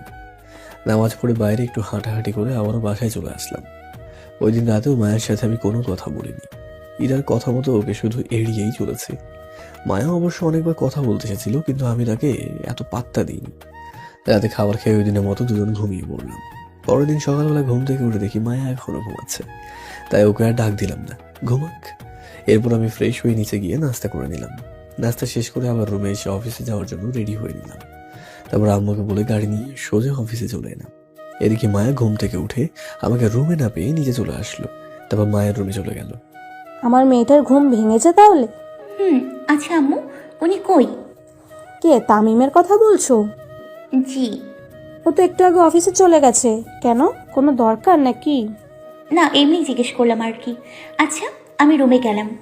আচ্ছা যাও, আর ফ্রেশ হয়ে নাস্তা করে নিও, সব কিছু টেবিলেই রাখা আছে। মায়া আচ্ছা বলে রুমে চলে গেল। মায়া ভাবছিল আজ ঘুম থেকে তাড়াতাড়ি উঠবে আর আমার সাথে কলেজে যাবে, কিন্তু আজ সে একটু বেশি ঘুমিয়ে পড়েছে, তাই ঘুম থেকে তাড়াতাড়ি উঠতে পারেনি। এবার মায়া ফ্রেশ হয়ে হালকা নাস্তা করে একা একাই কলেজে চলে আসলো। কলেজে এসে মায়া মন মরা হয়ে ক্লাসে বসে আছে।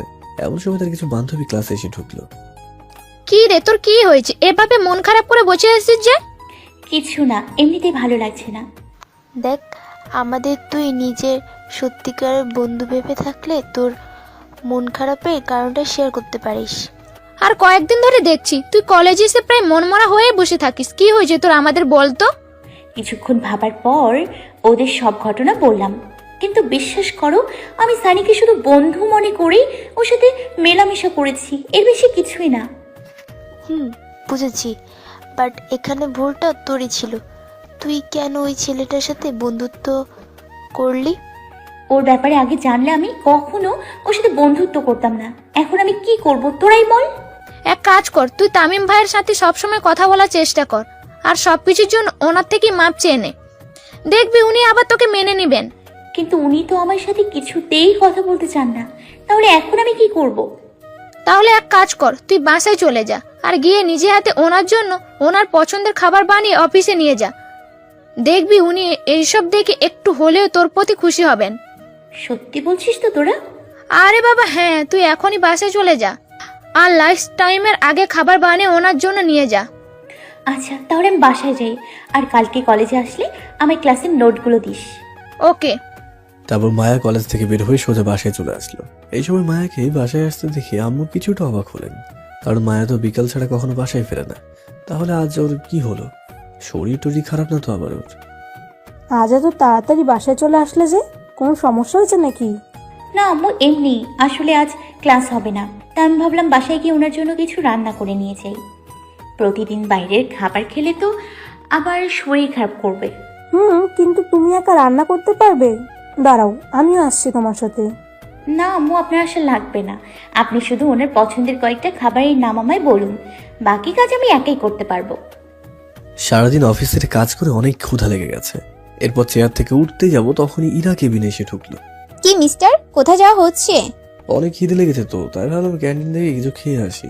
তো ক্যান্টিনে যাওয়ার কি দরকার? রেস্টুরেন্ট থেকে খাবার অর্ডার দিয়ে আনিয়ে নে। তাহলে তোকেও আমার সাথে খেতে হবে। আমি না করলাম কখন? আচ্ছা তুই বস, আমি খাবারের অর্ডার দিচ্ছি। তারপর পাশের একটা রেস্টুরেন্টে কল দিয়ে দুজনের জন্য কিছু খাবার অর্ডার দিলাম। কিছুক্ষণ পর একটা লোক এসে আমাদের খাবার দিয়ে চলে গেল। নে শুরু করে এবার। তুইও বস, দুজন একসাথে খাই। চাচা, একটু আগে অফিস থেকে একটা মেয়েকে বের হতে দেখেছো? হ্যাঁ বাবা, একটু আগে একটা মেয়ে হাতে একটা টিফিন বক্স নিয়ে অফিসে ঢুকেছিল, কিন্তু হঠাৎ করেই কাঁদতে কাঁদতে আবার অফিস থেকে বের হয়ে আসলো। তারপর একটা রিক্সা ডেকে কোথায় যেন চলে গেল। ও আচ্ছা। মেয়েটা তোমার কি হয় বাবা? না, কেউ না।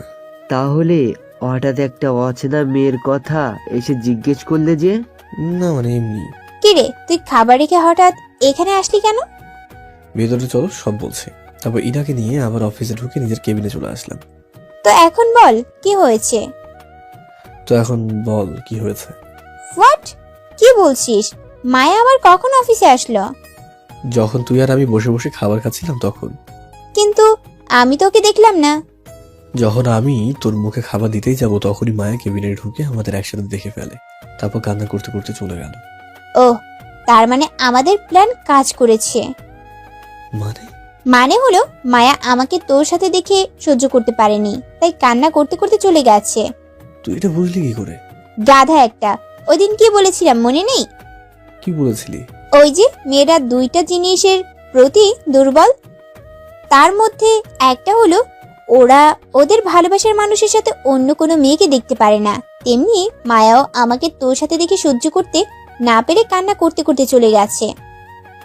কিন্তু এখন মায়ের জন্য আমার খুব চিন্তা হচ্ছে। ও যদি বাসায় গিয়ে উল্টো পাল্টা কিছু করে ফেলে বা আম্মুকে আমাদের ব্যাপারে বলে দেয়। আরে এইসব নিয়ে চিন্তা করিস না, দেখবি কিছুই হবে না। তাই যেন হয়। এদিকে মায়া বাসায় এসে রুমে গিয়ে দরজা লাগিয়ে গিয়ে বিছানায় পড়ে পড়ে কান্না করতে লাগলো। কাঁদবে নাই বা কেন? মায়া আজ আমার জন্য নিজের হাতে এত কষ্ট করে রান্না করলো। শুধু তাই নয়, রান্না করতে গিয়ে আগুনে লেগে ওর হাতে একটু পুড়েও গিয়েছে। তার উপর অফিসে গিয়ে আমার সাথে ইরাকে দেখে মায়ের তো কষ্টের সীমা রইল না। বারবার তার চোখের সামনে আমার আর ইরার খাওয়ার দৃশ্য ভেসে উঠছে। উনি কি তাহলে এখন আমায় ভুলে ওই মেয়ের সাথে সম্পর্কে জড়িয়েছেন? কিন্তু উনি তো আমায় কথা দিয়েছিলেন কখনো কোনো মেয়ের সাথে কথা বলবেন না দরকার ছাড়া। তাহলে আজ ওই মেয়ের সাথে বসে কিভাবে খাবার খেতে পারলেন? তার উপর দুজন একে অন্যকে খাবার মুখেও তুলে দিচ্ছিল। নাকি আমার কাজকর্মের ফলস্বরূপ আজ এইসব দেখতে হচ্ছে? এরকম নানান কথা ভাবতে ভাবতে মায়া এক সময় ঘুমিয়ে পড়ল। সারাদিন অফিসে কাটিয়ে রাতে বাসায় ফিরলাম। রুমে এসে দেখি মায়া শুয়ে আছে। ঘুমন্ত অবস্থায় ওকে কি সুন্দরই না লাগছে। ওর দিকে এক পলকে তাকিয়ে আছে। হঠাৎ চোখটা পড়লো মায়ের হাতের দিকে। আরে, ওর হাত তো দেখছি পুড়ে গেছে। তাড়াতাড়ি করে আলমারি থেকে হাত পোড়ার মলমটা বের করে আনলাম। তারপর মায়ের পাশে গিয়ে বসে ওর হাতে মলমটা লাগিয়ে দিতে লাগলাম। মলমটা লাগাইয়ে শেষ হলে উঠে ফ্রেশ হতে চলে গেলাম। মায়া অবশ্য ঘুমের মধ্যে ছিল, তাই কিছুটা টের পাইনি। ফ্রেশ হয়ে কিছুক্ষণ পর বের হয়ে দেখি মায়া ঘুম থেকে উঠে পড়েছে। এমন সময় হঠাৎ ফোনে একটা কল আসলো। ফোনটা বের করে দেখি ইরা ফোন করেছে। তারপর বারান্দায় গিয়ে কলটা রিসিভ করলাম। হ্যাঁ বল, কিসের জন্য কল দিলি? কেন, আমি এমনিতে কল দিতে পারবো না নাকি? সেটা নয়, বাট এই সময় কল দিলি তো, তাই ভাবলাম কোনো দরকার আছে হয়তো বা। কেন দরকার ছাড়া কি তোকে কল দিতে পারবো না? আরে বউ, আমি এসব কখন বললাম? আচ্ছা বাদ দে, এখন বল কল দেওয়ার কারণটা কি? তোর বউ কি করছে এখন? রুমে আছে। বাসায় যাওয়ার পর ওর সাথে কোনো কথা বলিসনি? না, এখনো বলিনি। এসে দেখলাম ও ঘুমিয়ে আছে, তাই কথা হয়নি। কথা বলবিও না, ওকে? কেন? আমাদের প্ল্যান কি ছিল মনে নেই? কিন্তু আমি ওর এমন অবস্থা থেকে থাকতে পারছি না রে। ওর এমন অবস্থা মানে? মায়া ওর হাতটা পুড়িয়ে ফেলেছে, আর আমি শিওর ও আমার জন্য রান্না করতে গিয়ে হাতটা পুড়িয়েছে। এই তো, তাহলে এখন মায়া কষ্ট পাচ্ছে। ওকে আরো কিছুদিন কষ্ট দে, তারপর মেনে নিস। কিন্তু তুই কি ওর কাজকর্মের জন্য ওকে এত তাড়াতাড়ি মাফ করে দিবি? না, তাহলে ওর প্রতি দুর্বল হয়ে পড়ছিস কেন? শোন, তোর মনকে আরো পাথর কর, ওর জন্য মন থেকে সব মায়া দয়া উঠিয়ে ফেল। বুঝেছিস তো আমি কি বলতে চাচ্ছি? গুড। আচ্ছা তাহলে রাখি, কাল দেখা হবে। তারপর ইরা কল কেটে দিল আর আমি রুমে চলে এলাম। কে ফোন দিয়েছিল? সেটা তোমায় বলতে হবে? বলতে হবে, বলেন। পারবো না। ও বুঝেছি, ওই মেয়েটা কল দিয়েছিল তাই না, যে আজ অফিসে আপনার সাথে এক টেবিলে বসে খাবার খেয়েছিল? কিচ্ছু বললাম না, মনকে ওর জন্য একটু পাথর করার চেষ্টা করছি। কি হলো, চুপ করে আছেন কেন, বলেন। তোমার সব প্রশ্নের উত্তর দিতে আমি বাধ্য নই। আপনি বাধ্য, আমাকে আমার প্রশ্নের উত্তর দিতেই হবে। তুমি কে যে তোমার প্রশ্নের উত্তর আমায় দিতে হবে? আমি আপনার বউ। শালি, যে মেয়ে স্বামী রেখে বাইরে পরপুরুষের সাথে মেলামেশা করে সেই কি এখন নিজেকে আমার বউ বলে দাবি করছে? আরে যখন বাইরে ছেলের সাথে ঘোরাঘুরি করতে তখন মনে ছিল না যে আমারও স্বামী আছে? তখন নিজের স্বামী রেখে কিভাবে একটা পরপুরুষের সাথে মেলামেশা করতে পারলে? হ্যাঁ, মায়া কিছু বলতে যাবে এর আগে আমি ওকে থামিয়ে দিই আর বলি, নেক্সট টাইম আমার পার্সোনাল ব্যাপারে কোনো কথা বলতে আসবে না, মাইন্ড ইট। তারপর মায়াকে আর কিছু বলতে না দিয়ে আমি সোজা ছাদে চলে আসলাম, কারণ ওর সামনে থাকলে ওর প্রতি একটু দুর্বল হয়ে যেতে পারি। ভাবেন না সিগারেট খাওয়ার জন্য এসেছি। বাস্তবে যেমন আমি সিগারেটকে পছন্দ করি না, তেমনি গল্পতেও সিগারেটের কোনো বিষয়ে কথা বলি না। মায়াকে কথাগুলো বলার সময় নিজে অনেক কষ্ট পেয়েছি, কিন্তু তবুও নিজেকে শক্ত করে ওকে একটু কথা শুনিয়ে দিলাম। এখন বুঝবে ও যখন বাইরের ছেলের সাথে মেলামেশা করেছিল তখন আমার কেমন লেগেছিল। অনেকক্ষণ ধরে ছাদে থাকার পর রুমে চলে আসলাম। রুমে এসে বসে আছি, এমন সময় আম্মু খাওয়ার জন্য ডাক দিয়ে গেলেন। এরপর নিচে এসে খাওয়া দাওয়া করে আবারও রুমে চলে এলাম। রুমে এসে কিছুক্ষণ বসে থাকার পর বিছানায় গা এলিয়ে দিয়ে ঘুমিয়ে পড়লাম। কিছুক্ষণ পর মায়া এসে দেখলো আমি ঘুমিয়ে পড়েছি, তারপর সেও বিছানার একপাশে গিয়ে শুয়ে পড়লো। সকালবেলা ঘুম থেকে উঠে ফ্রেশ হয়ে প্রথমে নাস্তা করে নিলাম, তারপর অফিসে যাওয়ার জন্য রেডি হতে লাগলাম। রেডি হচ্ছে আর এমন সময় মায়া এসে আমার সামনে দাঁড়ালো। আপনি অফিসে যাওয়ার সময় আমায় কলেজে নামিয়ে দেবেন প্লিজ। সরি, আমি পারবো না, তুমি একাই চলে যাও। তারপর মায়া যা বললো তা শুনে তো আমি অবাক হয়ে গেলাম, কারণ সে বলল, আপনি যদি আমায় কলেজে না নিয়ে যান তাহলে আমি আম্মুকে সব বলে দিব। কি বলে দেবে? ওই যে আমি গতকাল আপনার জন্য কত কষ্ট করে খাবার বানিয়ে নিয়ে গেলাম, কিন্তু আপনি সে খাবার না খেয়ে অন্য একটা মেয়ের সাথে এক টেবিলে বসে খাবার খেয়েছেন। ভাবুন তো, এইসব শোনার পর আম্মু আপনার কি হাল করবে। সত্যি তো, আম্মু আমাদের প্ল্যান সম্পর্কে কিছুই জানে না, তার উপর যদি মায়ের মুখ থেকে এইসব কথা শোনেন তাহলে নিশ্চয়ই আমার অবস্থা খারাপ করে দেবেন। কি হলো, এত কি ভাবছেন? আমায় কলেজে নিয়ে যাবেন নাকি আমি গিয়ে আম্মুকে সব বলে দিব? যাও যাও, বলে দাও, তবুও তোমায় আমি নিয়ে যেতে পারবো না। ওকে, তাহলে আমি গেলাম। দেখ, আর যেতে হবে না, তুমি রেডি হয়ে নিচে আসো, আমি গাড়িতে তোমার জন্য ওয়েট করছি। জানি না নিয়ে গেলে কোনো উপায় নেই, তাই বাধ্য হয়ে রাজি হয়ে যেতেই হলো। ওকে। আমি আর কিছু না বলে নিচে এসে গাড়িতে বসে মায়ের জন্য ওয়েট করতে লাগলাম। কিছুক্ষণ পর মায়া এসে আমার পাশের সিটে বসে পড়লো, তারপর গাড়ি স্টার্ট দিয়ে চুপচাপ গাড়ি চালাতে লাগলাম। কিছুক্ষণ পর গাড়ি এসে মায়ের কলেজের সামনে দাঁড় করালাম। কিছু না বলে আমার গালে একটা কিস করে গাড়ি থেকে নেমে গেল। তারপর মায়া ওর বান্ধবীদের নিয়ে ক্লাসে চলে গেল। আমিও দেরি না করে সোজা অফিসে চলে এলাম। অফিসে এসে কিছু ফাইল চেক করছি, এমন সময় ইরা এসে কেবিনে ঢুকলো। আগেই বলে রাখি, ইরা এখন আমাদের অফিসে কাজ করে, শুধু আমাদের প্ল্যান সফল হওয়ার জন্য। কি রে, আজ তোর আসতে এত দেরি হলো কেন? আসার সময় মায়াকে কলেজে নামিয়ে দিতে হলো, তাই। তুই ওকে কলেজে নামিয়ে দিলি কেন? ও একা একা যেতে পারে না? কি করবো বল, সকালবেলা এসে আমাকে ভয় দেখাতে লাগলো। যদি ওকে কলেজে না নিয়ে যায় তাহলে আমাদের গতকালের ঘটনা নাকি আম্মুকে বলে দেবে। আমি আম্মুকে ভীষণ ভয় পাই, আর তাই ওকে না করতে পারলাম না। গতকালকের ঘটনা মানে? আরে আমরা যে গতকাল একসাথে বসে খাবার খাচ্ছিলাম না, ওইটার কথা। তখন তুই বলতে পারলি না যে তুমিও তো বাইরের ছেলের সাথে বসে কফি খেয়েছিলে? এত কিছু মাথায় ছিল নাকি তখন? থাকবি কি করে, তোর মাথা তো গোবর ভরা। এখন কি এইসব নিয়ে ঝগড়া করবি আমার সাথে? ওকে বাদ দে, বাট নেক্সট টাইম ওকে আর এত লাই দিস না। ওকে। আচ্ছা আমি গেলাম, পরে আবার আসবো। তারপর এরা চলে গেল, আর আমি আবারও বসে বসে ফাইল চেক করতে লাগলাম। এদিকে মায়া আর ওর বান্ধবীরা বসে বসে গল্প করছিল। এমন সময় মিলি বলে উঠলো, তো মায়া গতকালকের প্ল্যানটা কি কাজে লেগেছে? না। কেন, কি হয়েছে? তারপর ওদের সব বলল। শুধু তাই নয়, ওনার জন্য রান্না করতে গিয়ে আমার হাতও পুড়ে গেছে। এই দেখ। কি বলিস, তামিম ভাইয়া অন্য একটা মেয়ের সাথে এক টেবিলে বসে খাবার খাচ্ছেন? শুধু তাই নয়, মেয়েটা ওনাকে নিজের হাতে খাইয়েও দিয়েছে, কিন্তু উনি মেয়েটার মুখে খাবার দেওয়ার আগেই আমি রুমে ঢুকতে চাই আর উনি আটকে যান। তামিম ভাইয়া এমন কিছু করবে বলে তো আমার মনে হয় না। তাই বলে নিজের চোখে যা দেখেছি সেগুলোও কি মিথ্যে? সেটা তুই ভালো জানিস। আচ্ছা, রাতে বাসায় এসে উনি কি তোর সাথে কথা বলেছেন? না, উনি যখন বাসা আসেন তখন আমি ঘুমিয়েছিলাম। যখন ঘুম ভাঙলো তখন উঠে দেখি উনি ফ্রেশ হয়ে বের হচ্ছেন। আমি কিছু বলতে যাব তখনই ওনার ফোনে একটা কল আসে আর উনি বারান্দায় চলে যান। কে ফোন দিয়েছিল তখন তুই জানিস? কে আবার? ওই শাকচুনিটাই ফোন দিয়েছিল। তুই বুঝলি কি করে? রাতে উনি ঘুমানোর পর আমি ওনার ফোনের কল লিস্ট চেক করেছিলাম। তখন ইরা নামের একটা নাম্বারের সাথে কলের হিস্ট্রি দেখেছি। তাতেই বুঝে গেছিলাম ওই শয়তান মেয়ে ছাড়া আর কেউ ফোন দেয়নি। তো এখন তুই কি করবি? কিছুই মাথায় আসছে না, তোরা একটু হেল্প কর না প্লিজ।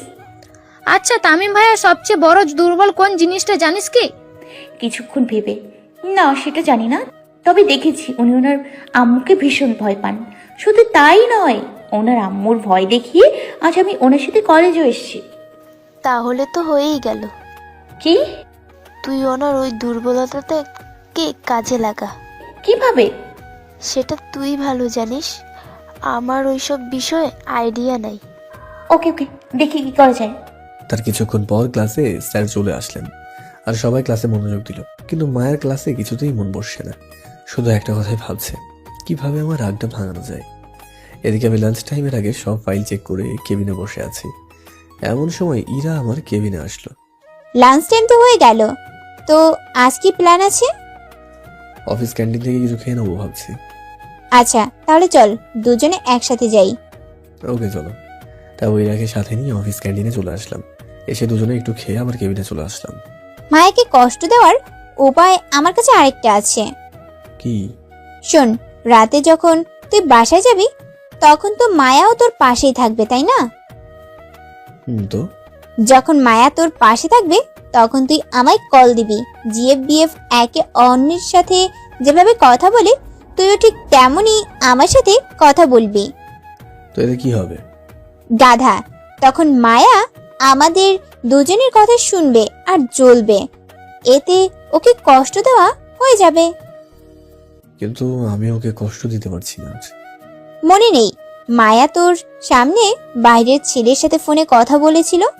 তখনই তোর যতটা কষ্ট হয়েছিল ঠিক ততটাই কষ্ট মায়া অনুভব করতে পারবে যদি তুই আমার সাথে ফোনে ওইভাবে কথা বলিস। ওকে, আমি তোকে বাসায় গিয়ে কল দেবো। ইরার কথা ঠিক, মায়াকে আরো কষ্ট পেতে হবে। যতটা কষ্ট আমি পেয়েছিলাম ঠিক ততটাই কষ্ট মায়াকেও পেতে হবে। ওকে, তো আমি গেলাম, কোনো দরকার হলে ডাক দিস। ওকে। তারপর ইরা চলে গেল আর আমি আরেকটা ফাইল দেখতে গেলাম। দেখতে দেখতে বিকেল হয়ে আসলো। তারপর অফিস শেষ করে গাড়ি নিয়ে সোজা বাসায় চলে আসলাম। বাসায় এসে দেখি মায়া আম্মুর সাথে বসে বসে গল্প করছে। আমি আর ওর দিকে ধ্যান না দিয়ে রুমে এসে ফ্রেশ হতে চলে গেলাম। ফ্রেশ হয়ে ওয়াশরুম থেকে বের হয়ে দেখি মায়া একটা বই নিয়ে বসে পড়েছে। তখন হঠাৎ আমার ইরার কথা মনে পড়লো। ইরা তো বলেছিল বাসায় গিয়ে মায়া পাশে থাকলে একটা কল দিতে। এখনই সময় মায়ের সামনে ইরাকে কল দিয়ে কথা বলার, নাহলে পরে মায়া আম্মুর সাথে রান্নার কাজে লেগে যেতে পারে। তারপর পকেট থেকে ফোনটা বের করে ইরার নাম্বারে কল দিলাম। কিছুক্ষণ পর ইরা কলটা রিসিভ করলো। হ্যাঁ, তোর বউ কি তোর পাশে আছে? তাহলে অ্যাক্টিং শুরু কর। না, আমার লজ্জা করছে, তুমি বলো। আমি কি বলবো? না শোনা, তোমাকে কিছু বলতে হবে না, যা বলার আমি বলবো আর তুমি শুনবে। মায়ের দিকে তাকিয়ে দেখি আমার দিকে কেমন করে যেন তাকিয়ে আছে, হয়তো কিছু বুঝতে পারছে না। ও, তার মানে শুরু হয়ে গেছিস? না বাবু, তোমার কাছে আমার কিছুই ভালো লাগছে না। মন যাচ্ছে এক্ষুনি তোমার কাছে চলে আসি। আমি কিন্তু কথাগুলো সম্পূর্ণটা মাকে শুনিয়ে বলছি। আচ্ছা বাবু শোনো না, একটা ইয়ে দাও না। ইয়ে আবার কি? আরে বোঝো না, পাপ্পি দেওয়ার কথা বলছি। তোর মাথা ঠিক আছে তো? শুধু একটা, আর চাইবো না প্রমিস। মায়ের দিকে তাকিয়ে দেখি সে আমার দিকে রাগী দৃষ্টিতে তাকিয়ে আছে, কিছু বলতেও পারছে না, আবার কিছু করতেও পারছে না, শুধু রাগে সাপের মতো ফুসছে। আর কিছু বলতে যাবো তার আগে মায়া বিছানা থেকে উঠে এসে আমার হাত থেকে মোবাইলটা কেড়ে নিল। ওই স্বামী, তোর সাহস তো কম না। আমার স্বামীর সাথে ফোনে লুতুর পুতুর করিস? বেহায়া শাকচুনি কোথাকার, ফোন রাখ। আর ভুলেও কখনো আমার স্বামীকে ফোন করবি না, দিলে তোর খবর আছে বলেই কল কেটে দিয়ে মোবাইলটা বিছানায় ছুঁড়ে মারলাম। মায়া, এমন কাজে তো আমি আবুলের মতো দিকে তাকিয়ে আছি। আর তোর খুব শখ না পাপ্পি খাওয়ার? দাঁড়া, তোর পাপ্পি খাওয়া আজ বের করছি। কথাটা বলেই মায়া আমার শার্টের কলার চেপে ধরে ঠোঁটের সাথে আমার ঠোঁটটা এক করে দিল। মায়ের এমন রাগি ফেস দেখে অনেকটাই ভয় পেয়ে গেলাম। তবুও ওর থেকে নিজেকে ছাড়ানোর চেষ্টা করতে লাগলাম।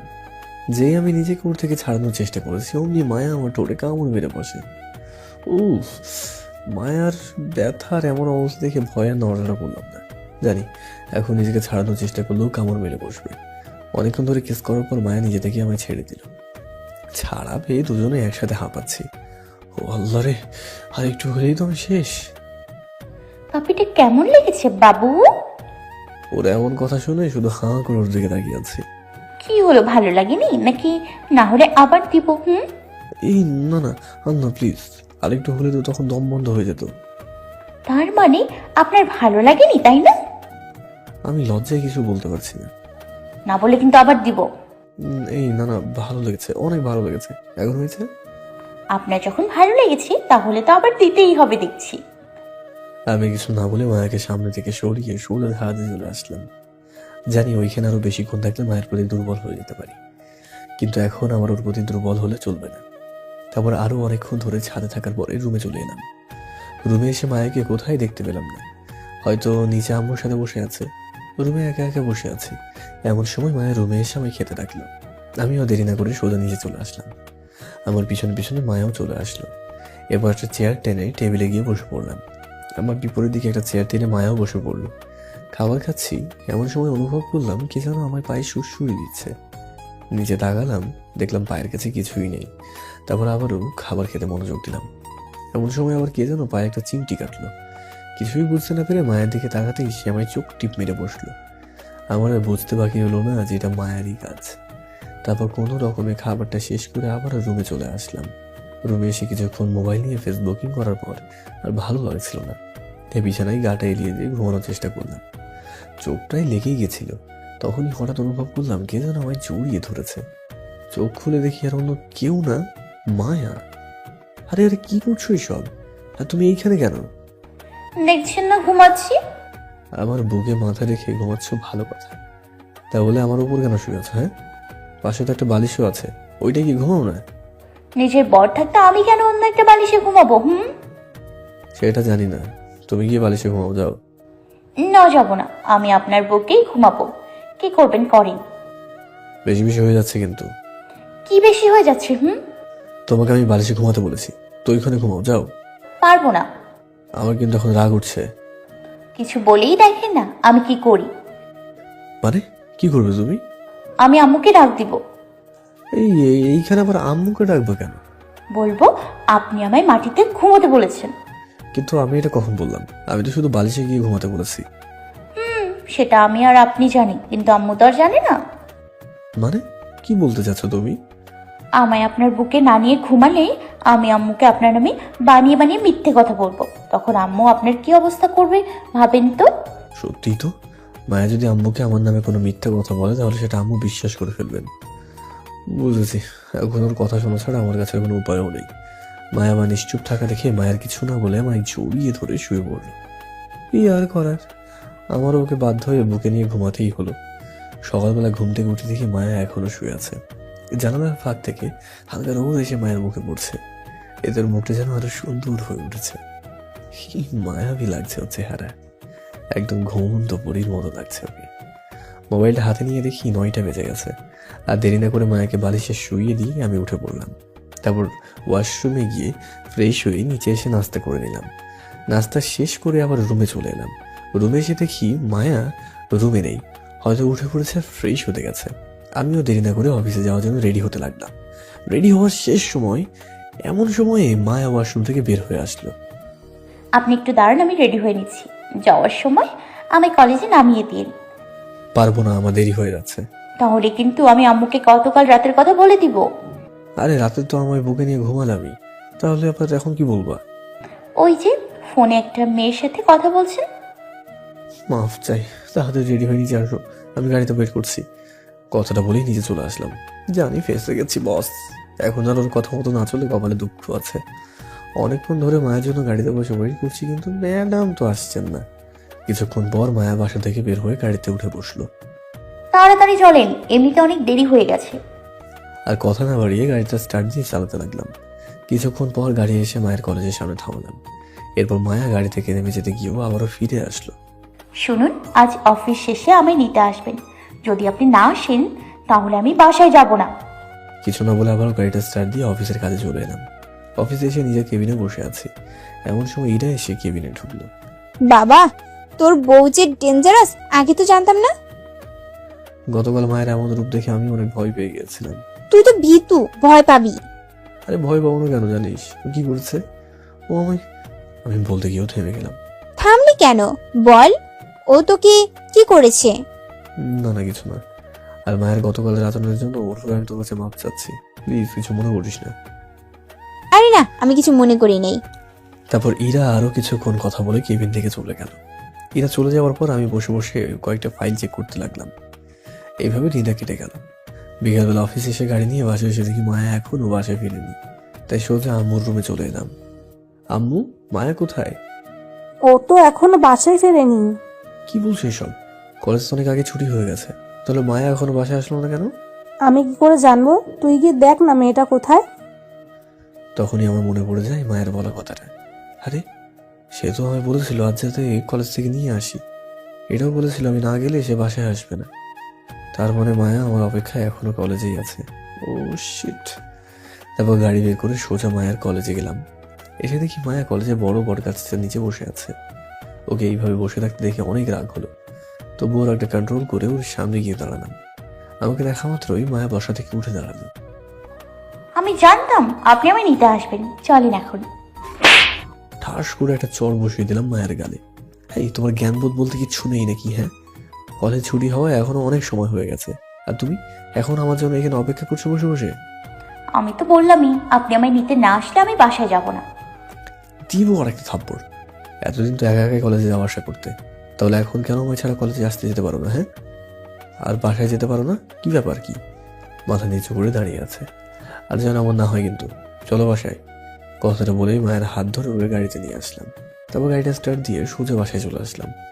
বাসায় এসে ফ্রেশ হয়ে খাওয়া দাওয়া করে একটু বন্ধুদের কাছে চলে আসলাম। অনেকদিন ধরে ওদের সাথে আড্ডা দেওয়া হচ্ছে না, কাজের চাপের জন্য। তারপর বন্ধুদের সাথে অনেকক্ষণ ধরে বসে আড্ডা দেওয়ার পর আবারও বাসায় চলে আসলাম। ওই দিনের মতো রাতের খাবার খেয়ে দুইজনে যার যার মতো ঘুমিয়ে পড়লাম। এইভাবে দেখতে দেখতে কেটে গেল আরও কিছুদিন।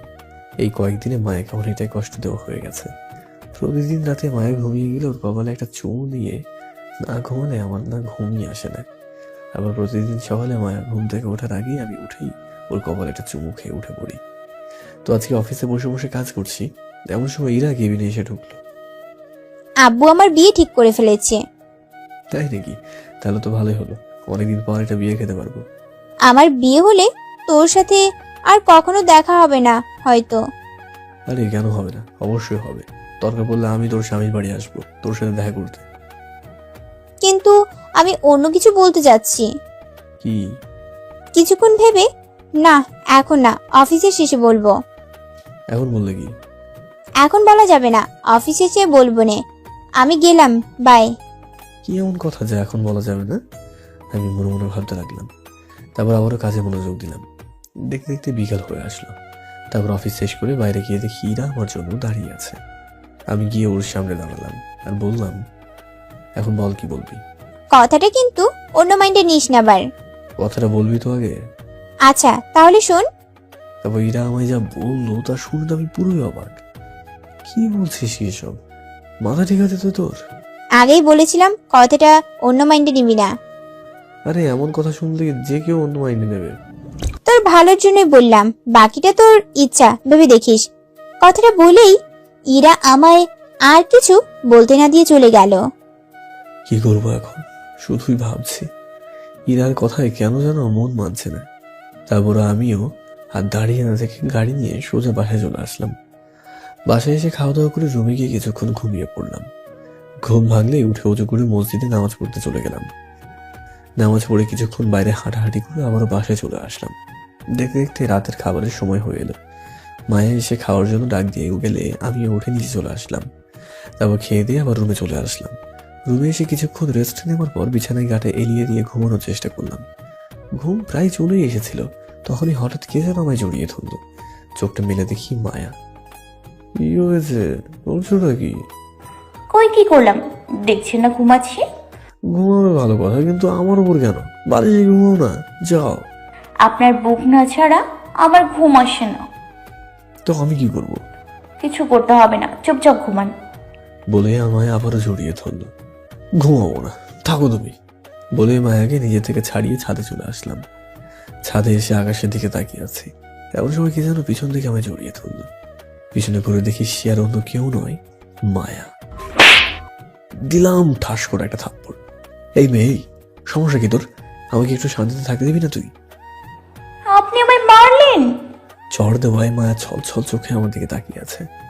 হ্যাঁ মেরেছি, বেশ করেছি, দরকার হলে আরো মারবো। সব সময় আমার উপর এত জোর খাটাও কেন? হ্যাঁ, কারণ আপনি আমার স্বামী। কিসের স্বামী? হ্যাঁ, স্বামী যদি হতাম তাহলে স্বামীকে রেখে দিনের পর দিন কিভাবে বাইরে ছেলের সাথে ঘোরাঘুরি করতে পারলে? ওকে, শুধু আমি ফ্রেন্ড ভেবেই এমন করেছি। এর জন্য আমি আপনার কাছে অনেকবার মাফও চেয়েছি। তারপরেও যদি আমায় মাফ না করেন তাহলে আপনার যা খুশি আমায় শাস্তি দিন। আমি আপনার সব শাস্তি মাথা পেতে নিতে রাজি আছি। তোমায় আর শাস্তি পেতে হবে না, তোমার ব্যবস্থা আমি করে ফেলেছি। মানে? খুব শীঘ্রই তোমাকে আমি ডিভোর্স দিয়ে ইরাকে বিয়ে করে নেব। মায়া আমার এই কথাটা শুনেই আমায় জড়িয়ে ধরে কান্না করা শুরু করে দিল। না, আপনি এমন করবেন না। খুব ভালোবাসি আপনাকে। আপনাকে ছাড়া আমি এক মুহূর্তও থাকতে পারবো না। এছাড়া আমার আর কোনো উপায় নেই, সরি, বলেই মায়াকে জোর করে নিজের থেকে ছাড়িয়ে রুমে চলে আসলাম। রুমে এসে বিছানায় গাটা এলিয়ে দিয়ে শুয়ে পড়লাম। মায়া কিছুক্ষণ ছাদে বসে কান্না করে সেও রুমে এসে আমার পাশে শুয়ে পড়ল। সব দোষ আমার। আমি কেন সানির সাথে বন্ধুত্ব করলাম? ছেলেটা যে এতটা খারাপ আগে জানতাম না। জানলে অবশ্যই ওর থেকে নিজেকে দূরে রাখতাম। উনি কি তাহলে সত্যি আমার ডিভোর্স দিয়ে দেবে? কিন্তু ওনাকে যে আমি খুব ভালোবেসে ফেলেছি। ওনাকে ছাড়া আমি থাকবো কিভাবে? ভাবতে আমার চোখ দিয়ে পানি বেরিয়ে আসছে। কান্না করতে করতে একসময় ঘুমিয়ে পড়লাম। সকালবেলা ঘুম থেকে উঠে দেখি মায়া এখনো ঘুমাচ্ছে। আমি শুয়ে না থেকে তাড়াতাড়ি উঠে পড়লাম। তারপর ফ্রেশ হয়ে নিচে গিয়ে নাস্তা করে আবারও রুমে চলে আসলাম। এসে দেখি মায়া এখনো ঘুমিয়েই আছে। আমি আর দেরি না করে অফিসে যাওয়ার জন্য রেডি হতে লাগলাম। রেডি হওয়া শেষ হলে আম্মুকে বলে গাড়ি নিয়ে অফিসে চলে এলাম। এদিকে মায়া ঘুম থেকে উঠে আমাকে রুমে দেখতে না পেয়ে ভাবলো আমি হয়তো ওর আগে উঠে অফিসে চলে এসেছি। তারপর মায়াও মন খারাপ করে ফ্রেশ হয়ে হালকা নাস্তা করে কলেজে চলে গেল। এইভাবে কেটে গেল আরো কিছুদিন। তো একদিন মায়া কলেজ শেষে বাসে এসে দেখলো আমি একটা মেয়ের সাথে রুমে বসে হেসে হেসে কথা বলছি। আমাদের দুজনকে হেসে হেসে কথা বলতে দেখে মায়ের মাথা খারাপ হয়ে গেল। সে তাড়াতাড়ি করে রুমে ঢুকে আমাদের সামনে এসে দাঁড়ালো। হুট করে মায়াকে এইভাবে রুমে আসতে দেখে আমি আর ইরা দুজনেই ঘাবড়ে গেলাম। তুমি কখন এলে? আগে বলেন এই মেয়েকে। ও হ্যাঁ, তোমায় বলেছিলাম না আমি তোমার ডিভোর্স দিয়ে ইরাকে বিয়ে করবো। এই হলো সেই ইরা, মানে তোমার সতীন।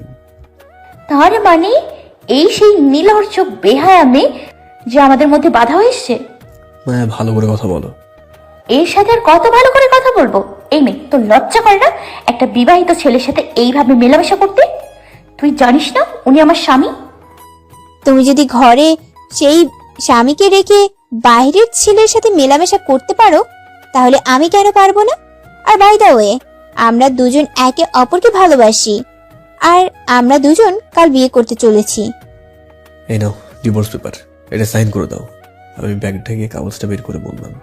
আপনি সত্যি এই মেয়ের জন্য আমায় ডিভোর্স দেবেন? কাগজটা খুলেই দেখ না আগে, তাহলে তো বিশ্বাস হয়ে যাবে। মায়া আমার কথা শুনে কাগজটা খুলে দেখতে লাগলো। কিছুক্ষণ দেখার পর মায়া আমার দিকে প্রশ্নবোধক দৃষ্টিতে তাকিয়ে রইল। আমি আর ইরা শুধু মায়ার অবস্থা দেখে হাসছি। এবার বোঝ কেমন লাগে। এসব কি? কিছু বুঝতে পারছো না? না। আমি আর ইরা মায়ের কথা শুনে জোরে জোরে হাসতে লাগলাম। আপনারা হাসছেন কেন? আমি তো কিছুই বুঝতে পারছি না। তোমার কথা শুনে হাসি পাচ্ছে ভাবি। ভাবি মানে? যেহেতু তুমি আমার বেস্ট ফ্রেন্ডের বউ, সো সেই হিসেবে তুমি তো আমার ভাবি হও, তাই না? কিন্তু একটু আগে যে তুমি বললে এই কাগজের ভিতর কি পেয়েছো? একটা বিয়ের কার্ড। আর এতে তোমার নামও আছে। এখনো কি তাহলে কিছুই বুঝো নাই? না।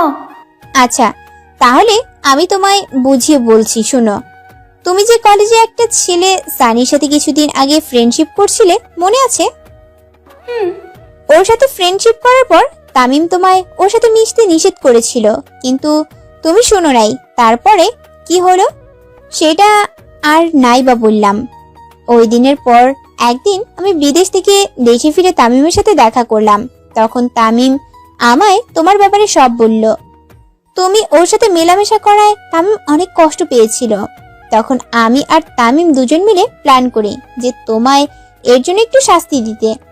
আর এতদিন ধরে তুমি আমাদের মধ্যে যা দেখে এসেছো আর শুনে এসেছো সব মিথ্যা ছিল। আমি আর তামিম মিলে এতদিন একটু মিথ্যা প্রেমের অভিনয় করে এসেছি, যাতে তোমায় একটু কষ্ট দিতে পারি আর তুমি তামিমের কষ্টটা বুঝতে পারো। আমার কথা শুনে মায়া মাথা নিচু করে দাঁড়িয়ে আছে। তারপর আমি একদিন তামিমকে শেষবারের মতো এই কাজটা করতে বলি। আব্বু আমার বিয়ে ঠিক করে ফেলেছেন, তাই শেষবারের মতন এই সুযোগটা কাজে লাগিয়ে নিলাম। তারপর আমি তামিমকে যা করতে বলেছিলাম সব মায়াকে বললাম। মায়া ইরার কথা শেষ হওয়া মাত্রই মায়া এসে আমার পায়ে পড়ে গেল। আমি আপনার সাথে অনেক ভুল করেছি, প্লিজ আমায় মাফ করে দিন। আমি কথা দিচ্ছি আর জীবনেও আপনার কথার অবাধ্য হব না। আপনি আমায় যেভাবে বলবেন আমি সেইভাবেই চলবো। মায়াকে পা থেকে উঠিয়ে বুকের মাঝে নিয়ে আসলাম। আরে আরে পাগলি, কি করছো এসব? তোমার জায়গা পায়ে নয়, তোমার জায়গা আমার বুকে। আরে সারা জীবনই থাকবে এখানে। মায়া তবুও কান্না করেই যাচ্ছে। আচ্ছা বেশ, এখন আর কান্না করছো কেন? হ্যাঁ, কান্না থামাও বলছি। আরে বলেন, আমায় মাফ করেছেন? সেটা তো অনেক আগে করে ফেলেছি। এই কয়দিন শুধু তোমায় একটু শিক্ষা দিলাম, যাতে কখনো এমন কাজটা না করো। আমি আর কখনো এমন কাজ করবো না, কথা দিচ্ছি। মনে থাকে জানো। আমায় আবার আগের মতো ভালোবাসবেন তো? অনেক। রোমাঞ্চের কথা একটু কমিয়ে বলেন, কারণ এইখানে আরেকজন মানুষও আছে।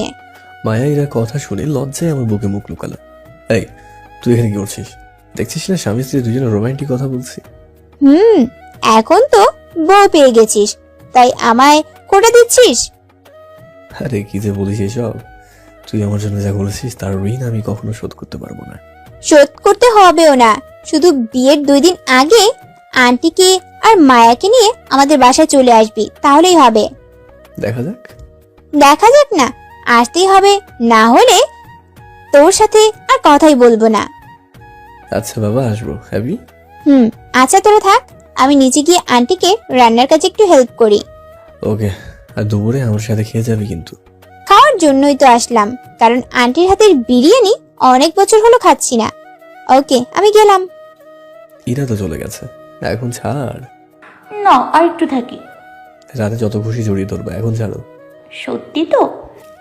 বাবা, 3 সত্যি বলেই মায়ের কপালে একটা ভালোবাসার পরশ রেখে দিলাম। আচ্ছা, তাহলে আমিও নিচে গিয়ে আম্মুকে রান্না করতে হেল্প করি। ওকে বেশ, যাও। তারপর মায়া চলে গেল আর আমি বিছানে গিয়ে বসে পড়লাম। আপনাদের মনে হয়তো এখন প্রশ্ন আসছে যে ইরা আমায় ওই দিন কি বলেছিল, তাই তো? তাহলে শুনুন, ওই দিন ইরা আমায় কি বলেছিল। ইরা আমায় বলেছিল যে আমি যেন মায়াকে বলি তাকে ডিভোর্স দিয়ে ইরাকে বিয়ে করব। এতে মায়া অনেক কষ্ট পাবে আর একটা শিক্ষাও পেয়ে যাবে। তো আমি ওর কথা ভাবলাম, কিন্তু কিছুতে এই কথা মায়াকে বলার সাহস পাইনি। কিন্তু ওই দিন ছাদে অনেক রাগ উঠে গিয়েছিল মায়ের প্রতি, তাই রাগের বশে মায়াকে ওই মিথ্যা কথাটা বলেই ফেলি। আর আজকে মায়ের হাতে যে কাগজটা দিয়েছিলাম সেটার ভিতরে ইরার বিয়ের কার্ড লোগান ছিল। আশা করি সবাই এতক্ষণ আমার কথার মানেটা বুঝে গেছেন। দেখতে দেখতে দুপুর হয়ে আসলো। কিছুক্ষণ পর মায়া এসে খাবারের জন্য ডাক দিয়ে গেল। সারাদিনে অনেক খিদে লেগে গেছে, তাই দেরি না করে নিচে চলে আসলাম। নিচে এসে সবার সাথে বসে গল্প করতে করতে খাওয়া শেষ করলাম। তারপর ইরা, আমি আর মায়া মিলে কিছুক্ষণ গল্প করতে লাগলাম। অনেকক্ষণ গল্প করার পর সন্ধ্যা হয়ে আসলো। ইরা বলল সে নাকি বাসায় চলে যাবে। তারপর গাড়ি নিয়ে ওকে ওর বাসায় পৌঁছে দিয়ে আসলাম। আজকে ওকে আমাদের বাসায় থাকতে বলেছিলাম, কিন্তু ও থাকতে চায় না, তাই আর জোর করলাম না। এইভাবে সন্ধ্যা কেটে রাত হয়ে গেল। রাতের খাবার খেয়ে রুমে এসে বিছানায় বসে আছি, এমন সময় মায়া রুমে ঢুকলো। তারপর দরজাটা লাগিয়ে দিয়ে আমার পাশে এসে বসে পড়লো। বসে আছেন কেন? যান, গিয়ে অজু করে আসেন, দুজনে মিলে নামাজ পড়বো। এখন আবার কিসের নামাজ? আজকে আমাদের মধ্যে সব দূরত্ব কেটে আমরা যে এক হয়েছি তার জন্য নামাজ পড়বো। যান গিয়ে অজু করে আসেন। কি আর করার, পিচ্ছি বউ হলেও আচরণ বড়দের মতো একদম। হাত ধরে টেনে ওয়াশরুমে ঢুকিয়ে দিল। তারপর অজু করে বের হয়ে মায়াকেও অজু করে নিতে বললাম। মায়া কিছু না বলে অজু করতে চলে গেল। কিছুক্ষণ পর মায়া অজু করে বের হলে দুজনে মিলে 2 রাকাত নফল নামাজ আদায় করে নিলাম। আকাশে আজ অনেকগুলো সুন্দর চাঁদ উঠেছে, চলুন আমরা গিয়ে চাঁদ দেখে আসি। এত রাতে ছাদে যাবা? চলুন। আচ্ছা ঠিক আছে, চলো। চলো মানে আপনি আমায় কোলে করে নিয়ে যাবেন, না হলে আমি যাবো না। কি রাগ রে বাবা, নিজে যেতে বলে আবার নিজে রাগ দেখায়। তারপরে কিছু না বলে মায়াকে কোলে তুলে নিলাম। মায়া তার 2 হাত দিয়ে আমার গলাটা জড়িয়ে ধরল। তারপর ওকে নিয়ে ছাদে চলে এলাম। দোলনায় বসে আকাশের দিকে তাকিয়ে আছে মায়া, আর আমি ওর দিকে তাকিয়ে আছি। এইভাবে আমার দিকে তাকিয়ে আছেন কেন? চাঁদ দেখছি। কিন্তু চাঁদ তো উপরে। তবে নিচেও আমার পাশে আরেকটা চাঁদ বসে আছে। হয়েছে, আর পাম দিতে হবে না। যা সত্যি সেটাই তো বলছি। তারপর মায়া আমার কাঁধে মাথা রেখে চাঁদটা দেখতে লাগলো। শুনছেন? বলো। কখনো ছেড়ে যাবে না তো? মরার আগে পর্যন্ত কোথাও যাচ্ছি না। এইভাবে বলবেন না প্লিজ, আমার কষ্ট হয়। ওকে ওকে, বেশ আর বলবো না, অনেক রাত হয়েছে। এবার চলো, রুমে চলো। কোলে নেন তাহলে। তারপর ওকে কোলে নিয়ে আবার রুমে চলে আসলাম। আপনার কাছে আজ একটা জিনিস চাইবো, দেবেন? কি জিনিস বলো? আমার না একটা বলো। আমার একটা বেবি চাই। বলেই আমার বুকে মুখ লুকালো। মায়ার কথা শুনে তো আমি একদমই অবাক। আমি কি যে বলবো আমি নিজেই বুঝতে পারছি না। কি হলো বলেন, চুপ কেন? মায়া, তোমার তো এখনো পড়াশোনা কমপ্লিট হয়নি, আর এখনই যদি বেবি নেওয়ার চিন্তা ভাবনা করো তাহলে নিজের পড়াশোনায় অনেকটা ক্ষতি হবে। আমি এত কিছু শুনতে চাই না। আমার বেবি চাই তো চাই। আমার মনে আছে আপনাকে আমি 3টে শর্ত দিয়েছিলাম, সেগুলোর মধ্যে এখনো একটা শর্ত বাকি আছে। আর আপনি কিন্তু আমায় কথা দিয়েছিলেন যে আমার সব শর্ত মানবেন। তা মনে আছে, কিন্তু তুমি একটু বোঝার চেষ্টা করো প্লিজ। না, আমার বেবি চাই। এখন কি করে বোঝায়? আচ্ছা ঠিক আছে, একটা কাজ করলে কেমন হয়? আমরা বেবি নেব, তবে তোমার পড়াশোনা শেষ হলে, প্রমিস। কিন্তু দেখো মায়া, এখন বেবি নিলে যেমন তোমার পড়াশোনার ক্ষতি হবে, তেমনই বেবিরও ক্ষতি হতে পারে, কারণ তোমার এখনো বেবি নেওয়ার সেই বয়সটা হয়নি তো। তারপর আমি মায়াকে জড়িয়ে ধরলাম। ভয় নেই, আমি তোমার এখন থেকে আগের থেকেও অনেক বেশি ভালোবাসবো। সত্যি বলছেন তো? বলেই আমার ঠোঁট দিয়ে মায়ের ঠোঁটটা হালকা ছুঁয়ে দিলাম। অনেক রাত হয়েছে, নাও এবার ঘুমিয়ে পড়ো। আমায় জড়িয়ে ধরে ঘুমোতে হবে এখন থেকে। আচ্ছা ঘুমাবো, আসো। তারপর মায়া আমার বুকে মাথা রেখে আমি জড়িয়ে ধরে শুয়ে পড়লো। আমিও মায়াকে জড়িয়ে ধরে শুয়ে পড়লাম। এইভাবে কাটছিল আমাদের সুখের সংসার। দেখতে দেখতে 3 বছর পেরিয়ে গেল। রাতে রাইসাকে বুকে নিয়ে শুয়ে আছি। এমন সময় মা এসে রাইসাকে আমার বুক থেকে সরিয়ে দিল। রাইসা হলো আমাদের মেয়ে। 2 বছর আগে আমাদের ঘর আলোকিত করে দিয়ে রাইসা জন্ম হয়। আরে আরে কি করছো? রাইসাকে সরিয়ে দিলে কেন? তোমার বুকে শুধু আমিই থাকবো, আর কেউ থাকতে পারবে না। তাই বলে নিজের মেয়েকেও না? না, আমি কাউকে তোমার বুকে জায়গা দিব না। এখানে শুধু আমিই থাকবো। বলেই আমার বুকের উপরে শুয়ে পড়লো। দেখলাম কি হিংসুড়ে মেরে, নিজের মেয়েকেও নাকি ওনার জিনিসের ভাগ দেবেন না। মায়া ঘুমিয়ে পড়ার কিছুক্ষণ পর রাইসা উঠে কান্না করতে লাগলো। মামুনি, তুমি কান্না করছো কেন? আব্বু, তুমি অনেক পতা, আমার তোমার বুক থেকে তোলালে কেন? আমি তো সরাইনি মামুনি, তোমার আম্মু সরিয়ে দিয়েছে তোমায়। আসো, তুমি এইদিকে এসে শুয়ে পড়ো। বলেই রাইসাকে টেনে নিজের ডান পাশে শুয়ে দিলাম। মায়াকে আমার বাম পাশে আর রাইসাকে আমার ডান পাশে নিয়ে শুয়ে আছি। এরপর মায়ের কপালে একটা চুমু খেয়ে রাইসার কপালেও একটা চুমু দিলাম। এবং মাও মেয়েকে জড়িয়ে ধরে শুয়ে পড়লাম। সারাটা জীবন যেন এইভাবে সুখে থাকতে পারি আমরা, আমি, মায়া আর আমাদের রাইসা। আপনারা দোয়া করবেন আমাদের জন্য। ধন্যবাদ সবাইকে।